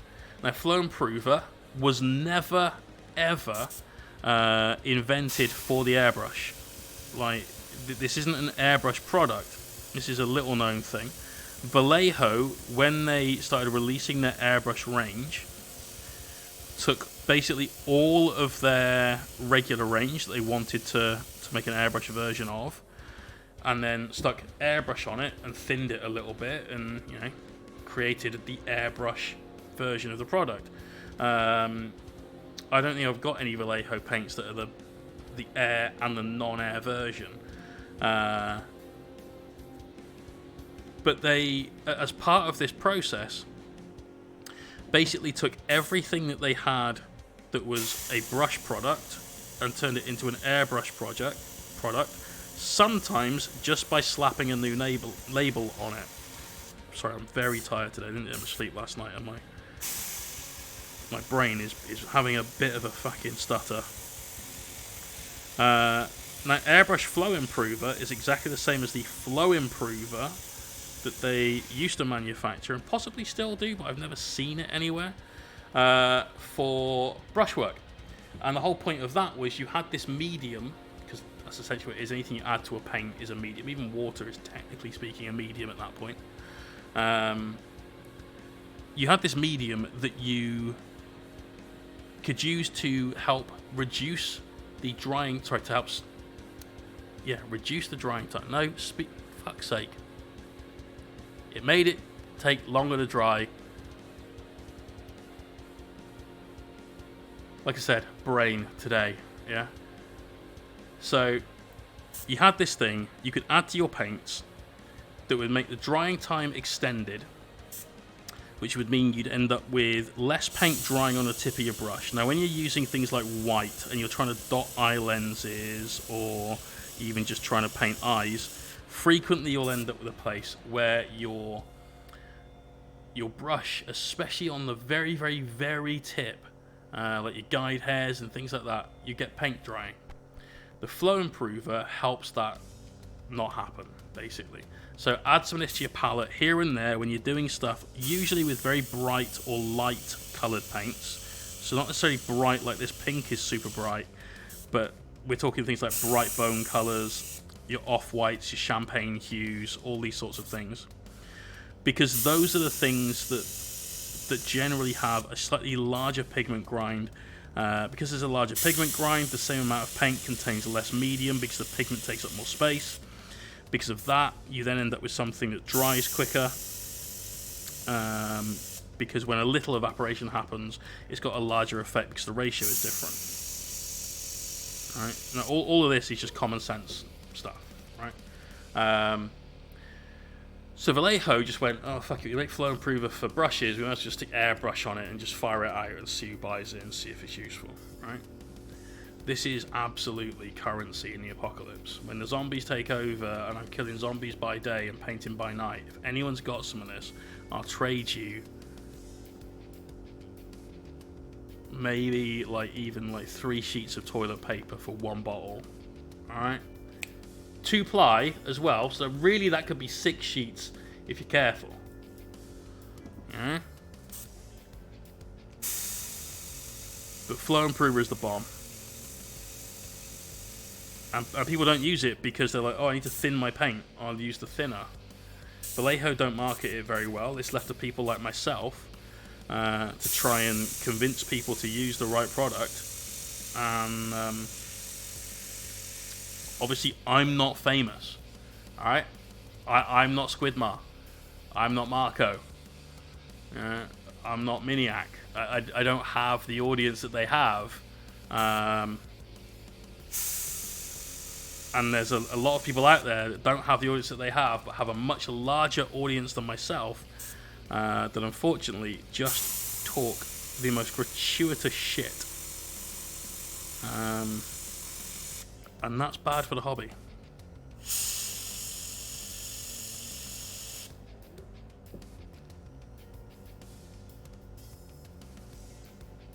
Nice and pink. We got one more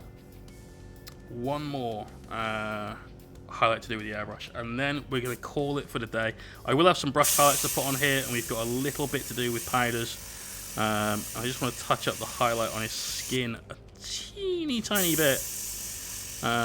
If I'm honest, we probably will just do that off stream, because you guys have seen me do all that. Yes. That's easy stuff. That reminds me, I need more flow improver. When the UK went into its first national lockdown, I immediately bought this on Amazon. That was my first purchase. Everyone else need to go and buy some toilet roll. Yeah, for me, I looked at the commissions I had in line. I went, I need primer, I need flow improver, I need gloss. I went straight to Amazon and bought that. Okay, that tells you how important this product is to me.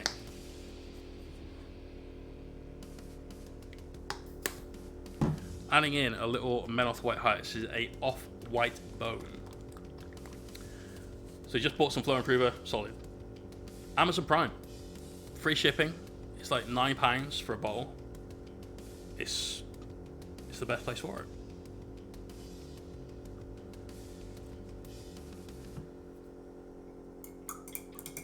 It does basically the same job as Lamian Medium from Games Workshop. It isn't Lamian Medium. I want to make that very clear, because Lamian Medium is the medium that goes to making Games Workshop paints. They take their pigment, so the powders that make up their paint, they take Lamian Medium, Bosch, shake a lot, and then they have Games Workshop paint. This isn't the same thing as that, but you can use it interchangeably as that. This costs £9 for 200ml. Lamian Medium is what, a £5 for 12?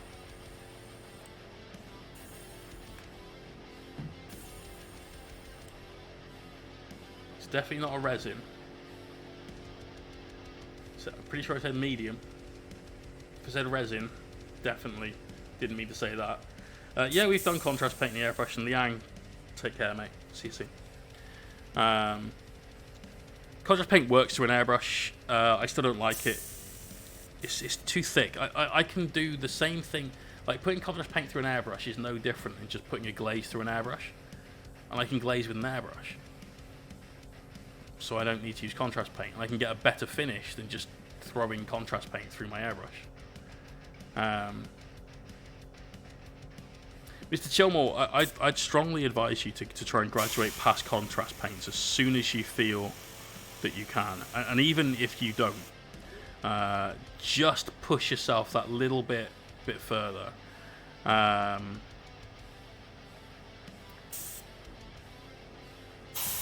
Like, contrast is a great marketing gimmick by G-Dubs, and it's definitely a marketing gimmick. It's not a very good product.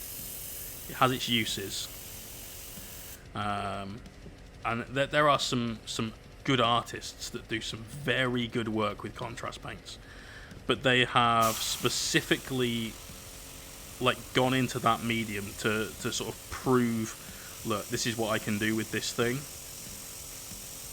So Juan Hidalgo and the heavy metal contrast marines that he does, they're incredible. But he's a very, very good artist. It's not I don't like contrast art, I'll get to that in a second. He's a very, very good artist that has taken the additional challenge of limiting himself to that medium, but he does not paint with contrast the same way that any regular hobbyist paints with contrast. Look at any of his stuff, and he goes from, right, so I'm using this in a 4 parts medium to 1 part whatever colour it might be glaze. Like, okay, so the average person is just opening that pot and slathering it all over the place. You know, what he does and what they do is different. The reason I don't like contrast paint is not to do with its makeup and not to do with its usage, because I have probably about 8 or 9 contrast paints. There are some that I really, really like. Flesh Tearer's Red, I think, is the brighter Viscera Red. I actually use that, and I haven't used it yet on these Dreadnoughts, but I use that on my Custodes commissions because it's got an amazing, amazing depth to that red. I use it on the handles for weapons. It then gets highlighted twice, and, you know, recesses knocked back a little bit. But contrast paint goes on those. Snakebite Leather and some of the other browns I quite like. They're good. They're not amazing, but they're good. And I'll use those to do things like just get a quick base coat down on pouches before, once again, the contrast gets put away, a real paint comes out, and we do some highlights and we do some actual shading. The thing I dislike about contrast paint is that the marketing is an absolute lie. Games Workshop tell you if you buy these paints, you can paint an army super quick and get it looking battle ready, which they have to kind of say is like okay. You can get it looking okay for your tabletop. And once you've got a big army together, it'll look great. That's their marketing. And that's a lie. I can paint a Space Marine using the airbrush quicker than you can paint a Space Marine whilst keeping it to a standard, yeah, while making it look good, not just like smashing some Gulliman blue everywhere and going, it's ultramarine. Yeah, not that. I can do it quicker with an airbrush than you can do it with contrast paint. If we both eliminate drying times to keep it fair, you know, I can definitely do it faster than the average person, and possibly even myself, with just contrast paints.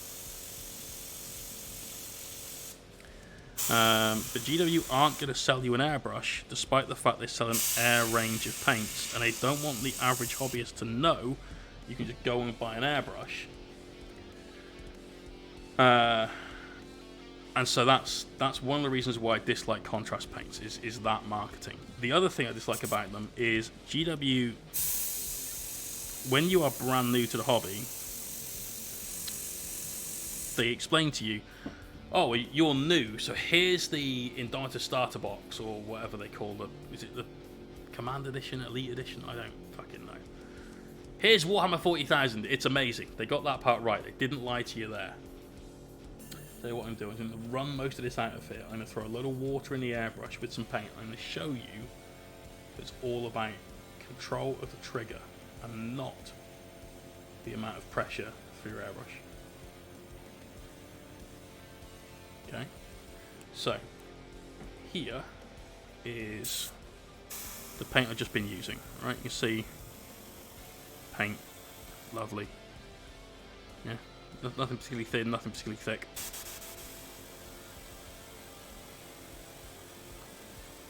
Now what I'm going to do, take some water,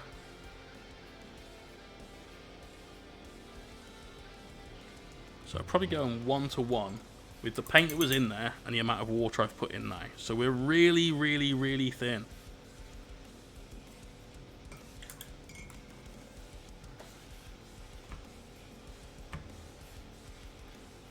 Backflow that quick. I used them painting a Warcry box restore. Fair. Right, here you go. So I've got the thinnest possible paint. It's a glaze made using water. And you can just see it just comes out like dust. If, however, you do that. This isn't me pulling the trigger back too far.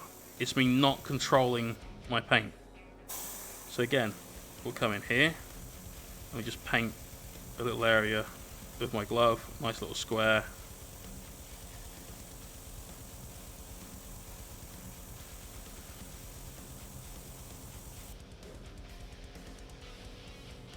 What's the difference?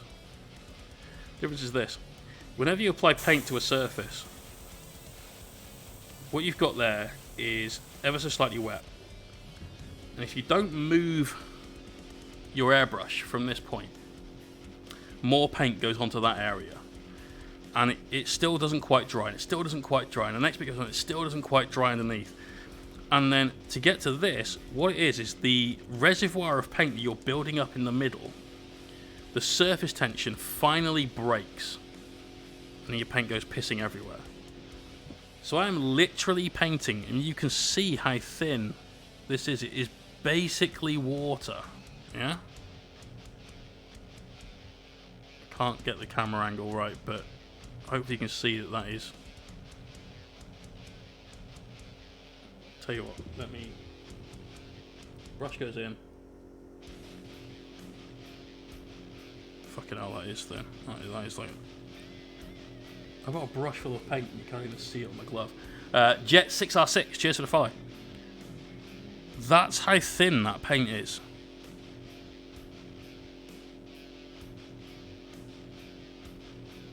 So, if looks suspiciously like strawberry milkshake, I mean, it's the right colour, but it ain't that thick, that's for damn sure. If the paint is that thin, and watch my thumb, okay? I'm going to push down on the trigger as hard as I can. I'm leaving it now to keep that hose at 45 psi. So for the first trigger pull, by that I mean the depression of the trigger to control the air. That's what's coming out, 45 psi, which is 3 times what people will say, oh, you should probably airbrush it around this, yeah?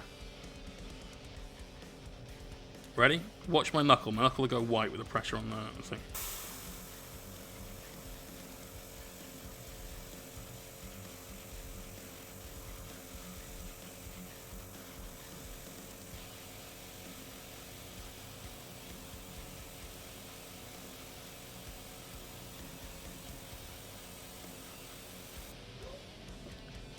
So now tell me that you can't airbrush with your thumb and that it has to be low pressure. I'll tell you what high pressure does for you.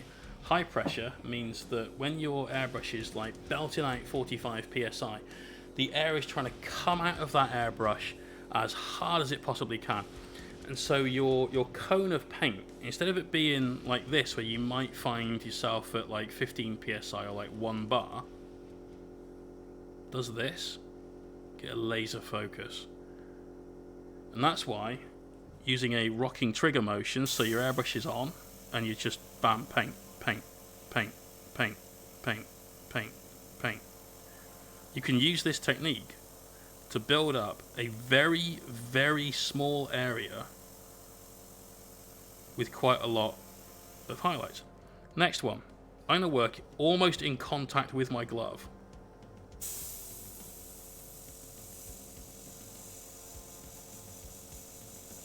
Can't really see what I'm painting, but what I can see is that there's no spider webbing.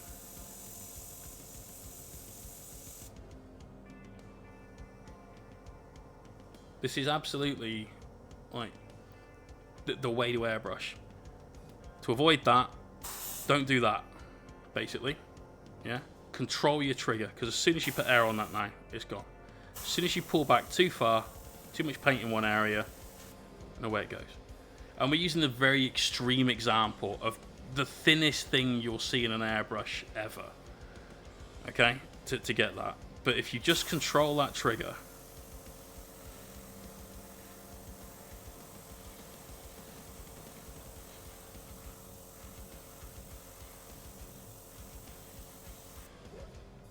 you're golden, right? Romfig, how's it going? Cheers for the raid, man. So in theory, in reverse, the lower pressure would be better for base coat with large sections of vehicles, etc. No. I know why you're thinking that, though. It makes sense, yeah? You apply the science, it makes sense. And the reason why no is because normally for your base coats, you want to be using an ever so slightly thicker coat of paint. And so as a result, to get that thicker coat of paint down, you need a little bit more pressure to help get it out of the cup a little easier. And then that helps it become a uniform diffuse spray. What you do want to do, though, is work at a longer distance. Remember, that cone of paint comes out, but it is a cone. These extend, believe me, the amount of cleanup I have to do around my desk, they extend quite far. So instead of your mini being here, where it's quite tight, your mini should be here, where it's quite wide. And then you just... And again, having the higher pressure means that paint spends less time in the air, traveling from the airbrush to your miniature. You're using flow improver, so it's not going to dry out in the air because of the drying retarder that's in here. Which means it's going to get to your miniature, settle down there, nice and smooth and flat, and then it's going to dry. So, there you go. That's airbrushing in a kind of way more in-depth than 101 style guide. But that's the absolute truth about airbrushing. Again, anyone that says you can't do it this way or don't do it like this, it doesn't work. They need to back that the fuck up with empiric evidence before you believe it. Like, for instance, here's a true one. Don't do this. I paint my model black, I grab some yellow, I grab a brush, and I paint yellow over black. Don't do that. That's not going to work. Go and watch my video on how to paint yellow. Instead, paint like that. That's one of those things that just, it doesn't work. Even with an airbrush, where you're atomizing this and you're applying it evenly across a surface, you get way too many coats of this before this becomes this. Alright, so don't do that. Those are the kind of don't do this examples that you might find that you can definitely take on board. But when somebody says, oh, don't do this because it doesn't work, challenge them on it, because they're probably talking out their bum. There you go. Right. It's definitely whip time, and we are very late starting the whip, so this might be a little bit more of a whistle-stop tour than we are used to.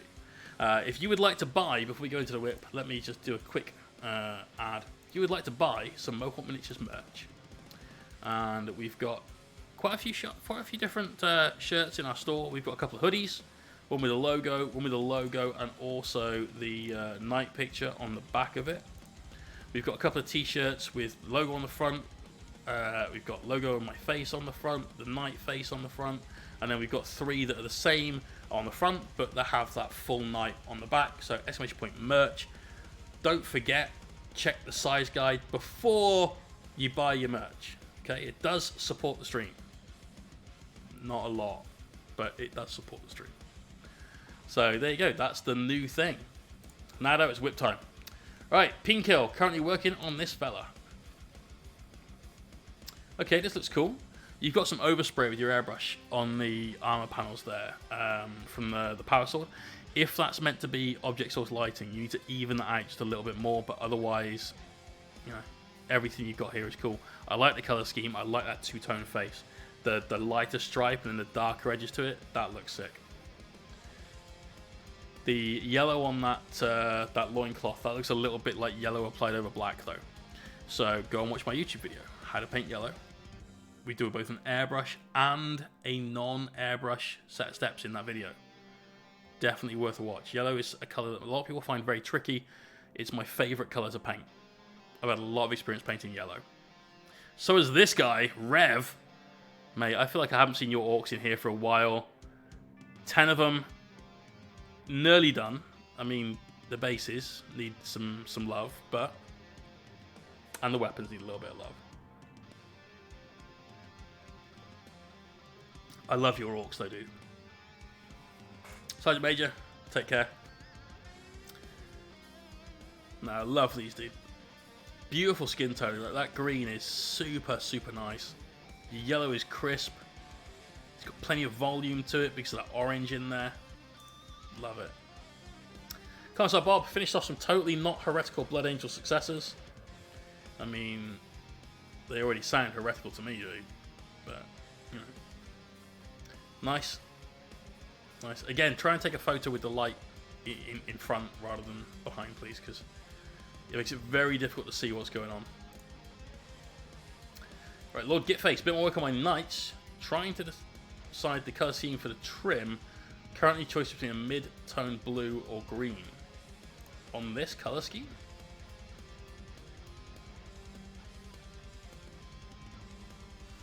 Why not just go black? Honestly. You've got yellow and red. By the time you add green in there, it's going to be jarring, I think. If you went blue, then the temptation is to highlight it lighter, and then and you've got the 3 primaries in, and that is that's a tough sell when they're all in similar volume. So if you've got the Blood Angels Impulsor I did is predominantly red. Yeah, we've got 2 little yellow transfers on it. We've got 2 little bits of blue headlights. That's it. Because we've got red and then these 2 little accents. Whereas if you did blue around this, you've got red, blue, yellow, all the same kind of weighting, and it's going to be a little bit weird. I was thinking black as well. I think black works. You could take the black and you could highlight it with green or blue, and I don't mean take like, you know, a bright green and highlight it. I mean go black, Incubi Darkness, and then mix in some Warpstone Glow. Yeah, or go black and then P3's Coal Black, which is like a off black blue, a little bit like Incubi Darkness, but slightly more blue than green, and then mix in some Gravedigger Denim. And then you've got black the same way that I did the Chaplain on Byte, it's on Patreon. You know, you've got all of those things that you can do. Keeps it neutral, but keeps it towards the colours that you were talking about. Could break it up with black and white checkers. Yes, but then you have to paint black and white checkers. Now, I've painted a lot of checkers in my life. They're not fun. They're not difficult, they're just not fun. Nice though, dude. You need to start having to think to yourself about how you're going to do those highlights in there. Because you've got a lot of edges to catch, a lot of rivets and things like that to catch. And the only issue with any kind of candy coat style thing like this is, what do you highlight it with? It's very difficult by then. Still unsure. I hate transferred or decal checkers because they don't line up properly. What you end up with is, tell you what, I'm going to be spraying this back to black tomorrow. Well, probably before I go to bed, actually. Checkers should be, this is going to be a bit rough, but a box that is joined at the absolute corner to another box, right? Let's make sure they're equal.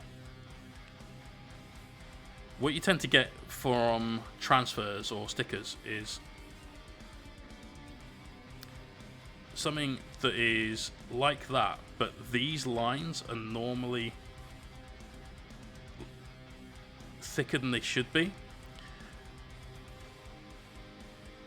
So you end up with something more akin to this, and that's not good. The other thing you'll get is you'll end up with a box like that that's solid, and then the next one should start here at the corner, but it doesn't, and you get these very, very strange interactions with your checkers. So the best way is just to paint them and suck it up. It just takes time. Sons of Rolo. 8 is still bad. I tried it and failed to get it, as you said. Axe. Took me a sec. Okay, well, it's practice, mate. That's all that is. Overall, though, this mini looks sick. Yeah, like it a lot. Nice and bright. You know, the beard really stands out. Let's have a look at another angle. Okay, what you could do with the axe is maybe just take the field between the edge of the blade and then that bright ridge that you've got just back from it, and then just darken just in that area a little bit more. That might make it a little bit more towards what I was saying. But solid job on this, mate. The base work you've done is really, really good. The miniature's got plenty of detail. I like the accents of blue that you've got on the staff and everything like that. That's much better. That rune, that little CG, whatever shape it is, just that little bit of darkness that you've now added back in on the inside. Banging. Still not sure. Honestly, literally the best way to paint checks is to paint a single box at a time.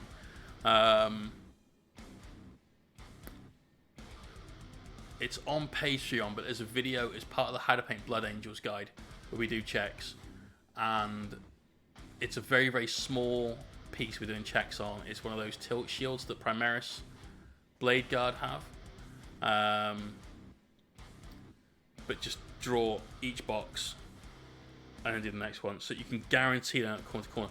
Because as soon as you paint in a line, when you make one box filled in, then the line, because it's the same color as that box, becomes thicker and becomes part of the box. So the other squares aren't the same shape, aren't the same size, because that line is around them, so they've become thinner.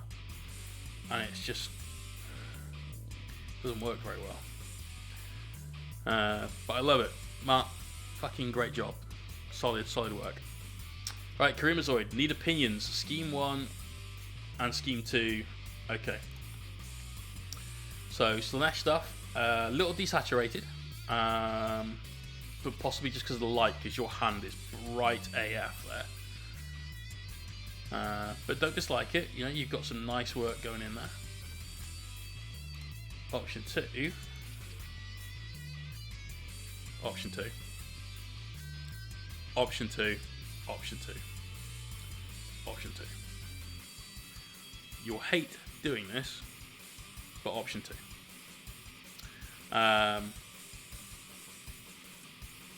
This has got so much more going on for it. Yeah, you've got the under, the over, and the little transitions you get in between there are amazing. When you're highlighting this, you're gonna have points where you're having to take the purple/pink, the sort of more magenta colour that you've got, over your turquoise, and turquoise over that. Just bear that in mind. Don't try and do it where you have like a line and this far that's turquoise, and then this part is purple, and they're right next to each other. It looks terrible. Just take the line and you just trace it out into the other colour. Thinking gloss black for spot colours. I think gloss black wouldn't work, but just a regular black would. I wouldn't highlight it with grey because it's not interesting. You've seen my knights. The way I did a black on that, with the easiest possible method of getting the paint, because you can't buy tire black anywhere, is undercoat black. Paint it now with either Inky by Darkness. I know you've got a load of GW paints, and then use P3 Gravedigger Denim, and then a little GW Administratum Grey, or P3 Coal Black Gravedigger Denim Administratum Grey, because that way you've got something that has an ever so slight blue tinge to it, not a lot, but just there. That helps it just sort of fold into the colour scheme you've got. If you use gloss black, I've got magenta, I've got teal, I've got black, and it's right there, and it will be very, very apparent. And all the work that you'll do, blending up these skin tones, doing your airbrush work, doing all your highlights, getting your shades absolutely on point for all of it, sits in the background, because this fucking glossy black piece of leather gear that you've got on there is what's in your face. So So I wouldn't do that. But give it a shot if you want. You know, what's the worst? Definitely those scheme 2. Going on, basing for my jet fighter. Plenty more to do, but still need better motivation. Okay. I mean, I know you've been on a little bit of like a hobby burnout recently. And doing a project like this can definitely help sort of bring that back. I think what you've got here so far is good. I'd maybe get a couple of little bit more branches and twigs. You've essentially got an area here of like a woodland or forest that has had a bad time. You know, trees have been knocked down. So I'd get some little twigs and create branches for this tree. Because this tree is about the width of my waist, really, on your base. And that is a tree that's likely to have some branches on it somewhere. You've got a kind of a stick. But get those, bed them into the ground. Obviously, once it's painted, you can add in some like mosses, some lichens, and things like that to give it some volume. So this could be fine. Sorry, it's bloating fruit. Hopefully, you can clean that up without much of an issue. Steve Bonner, 30k/40k guard progress. These are the ones that were on Hellstorm stream yesterday. Nice.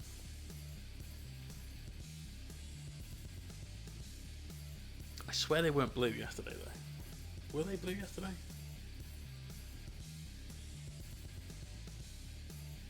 Not sure.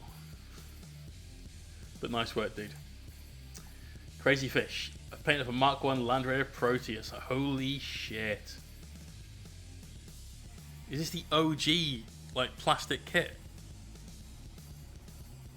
This next batch. Right. Fucking hell, man. You're getting through those.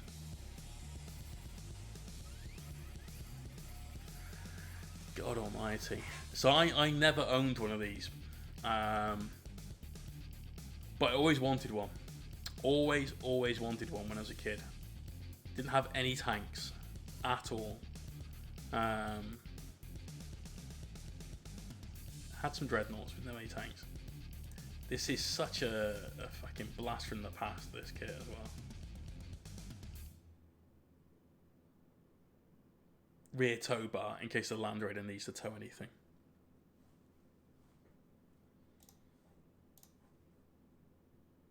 Fucking hell.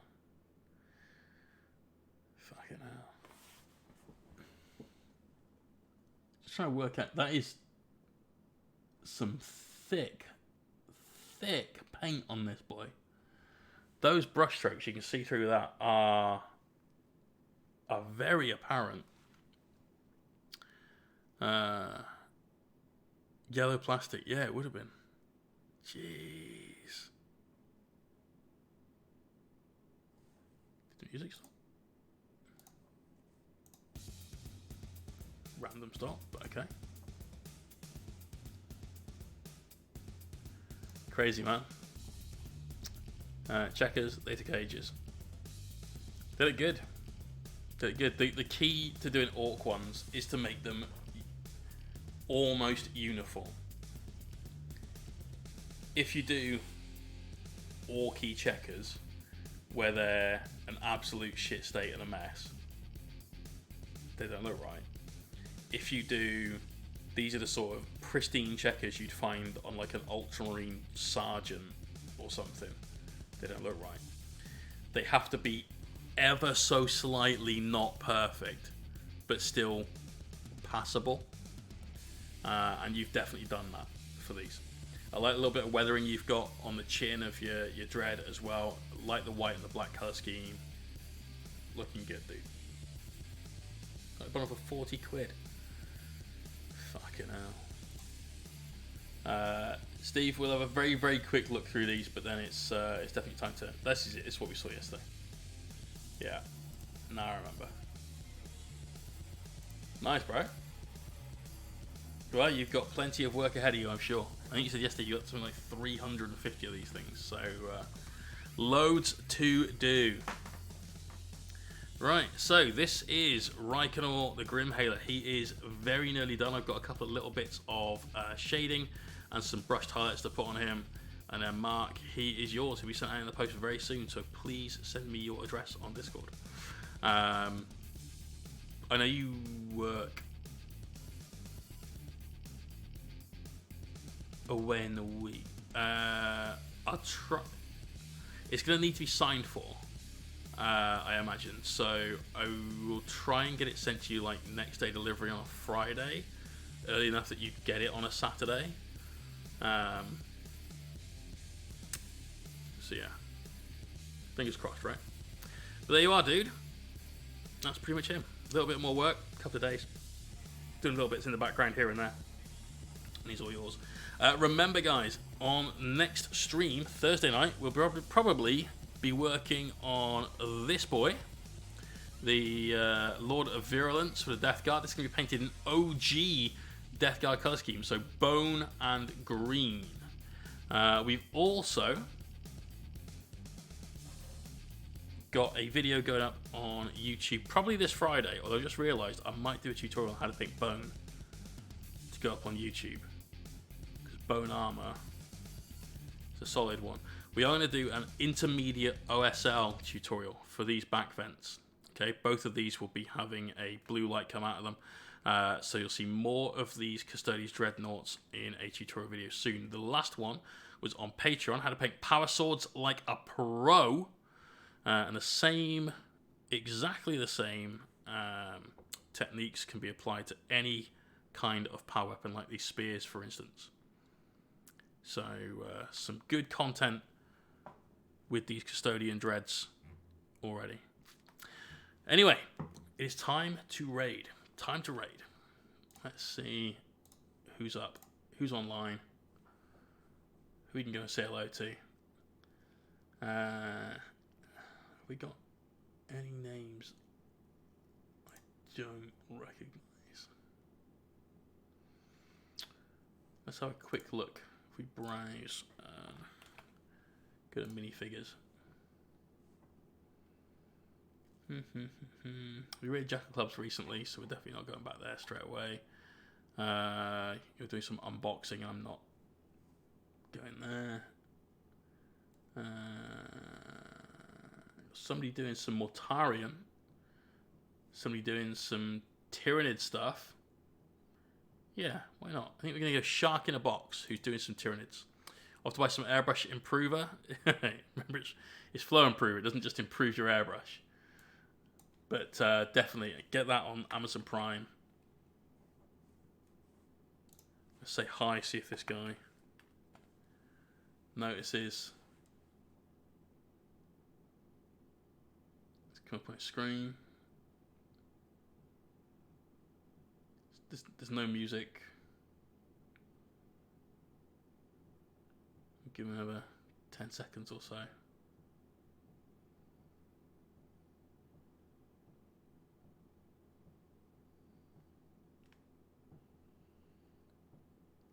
No. Okie doke. Alright. Worth a shot.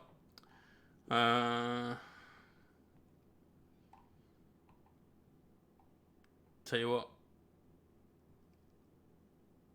I need sleep. 2 dogs, 1 brush. I like this guy. He's cool. Very, very good artist. His non-metallic metal stuff is just fucking great. So when you get there, give him a follow if you haven't already. Spam those emotes. Let him know where you've come from. We'll see you guys soon. Take care, everyone. Peace out.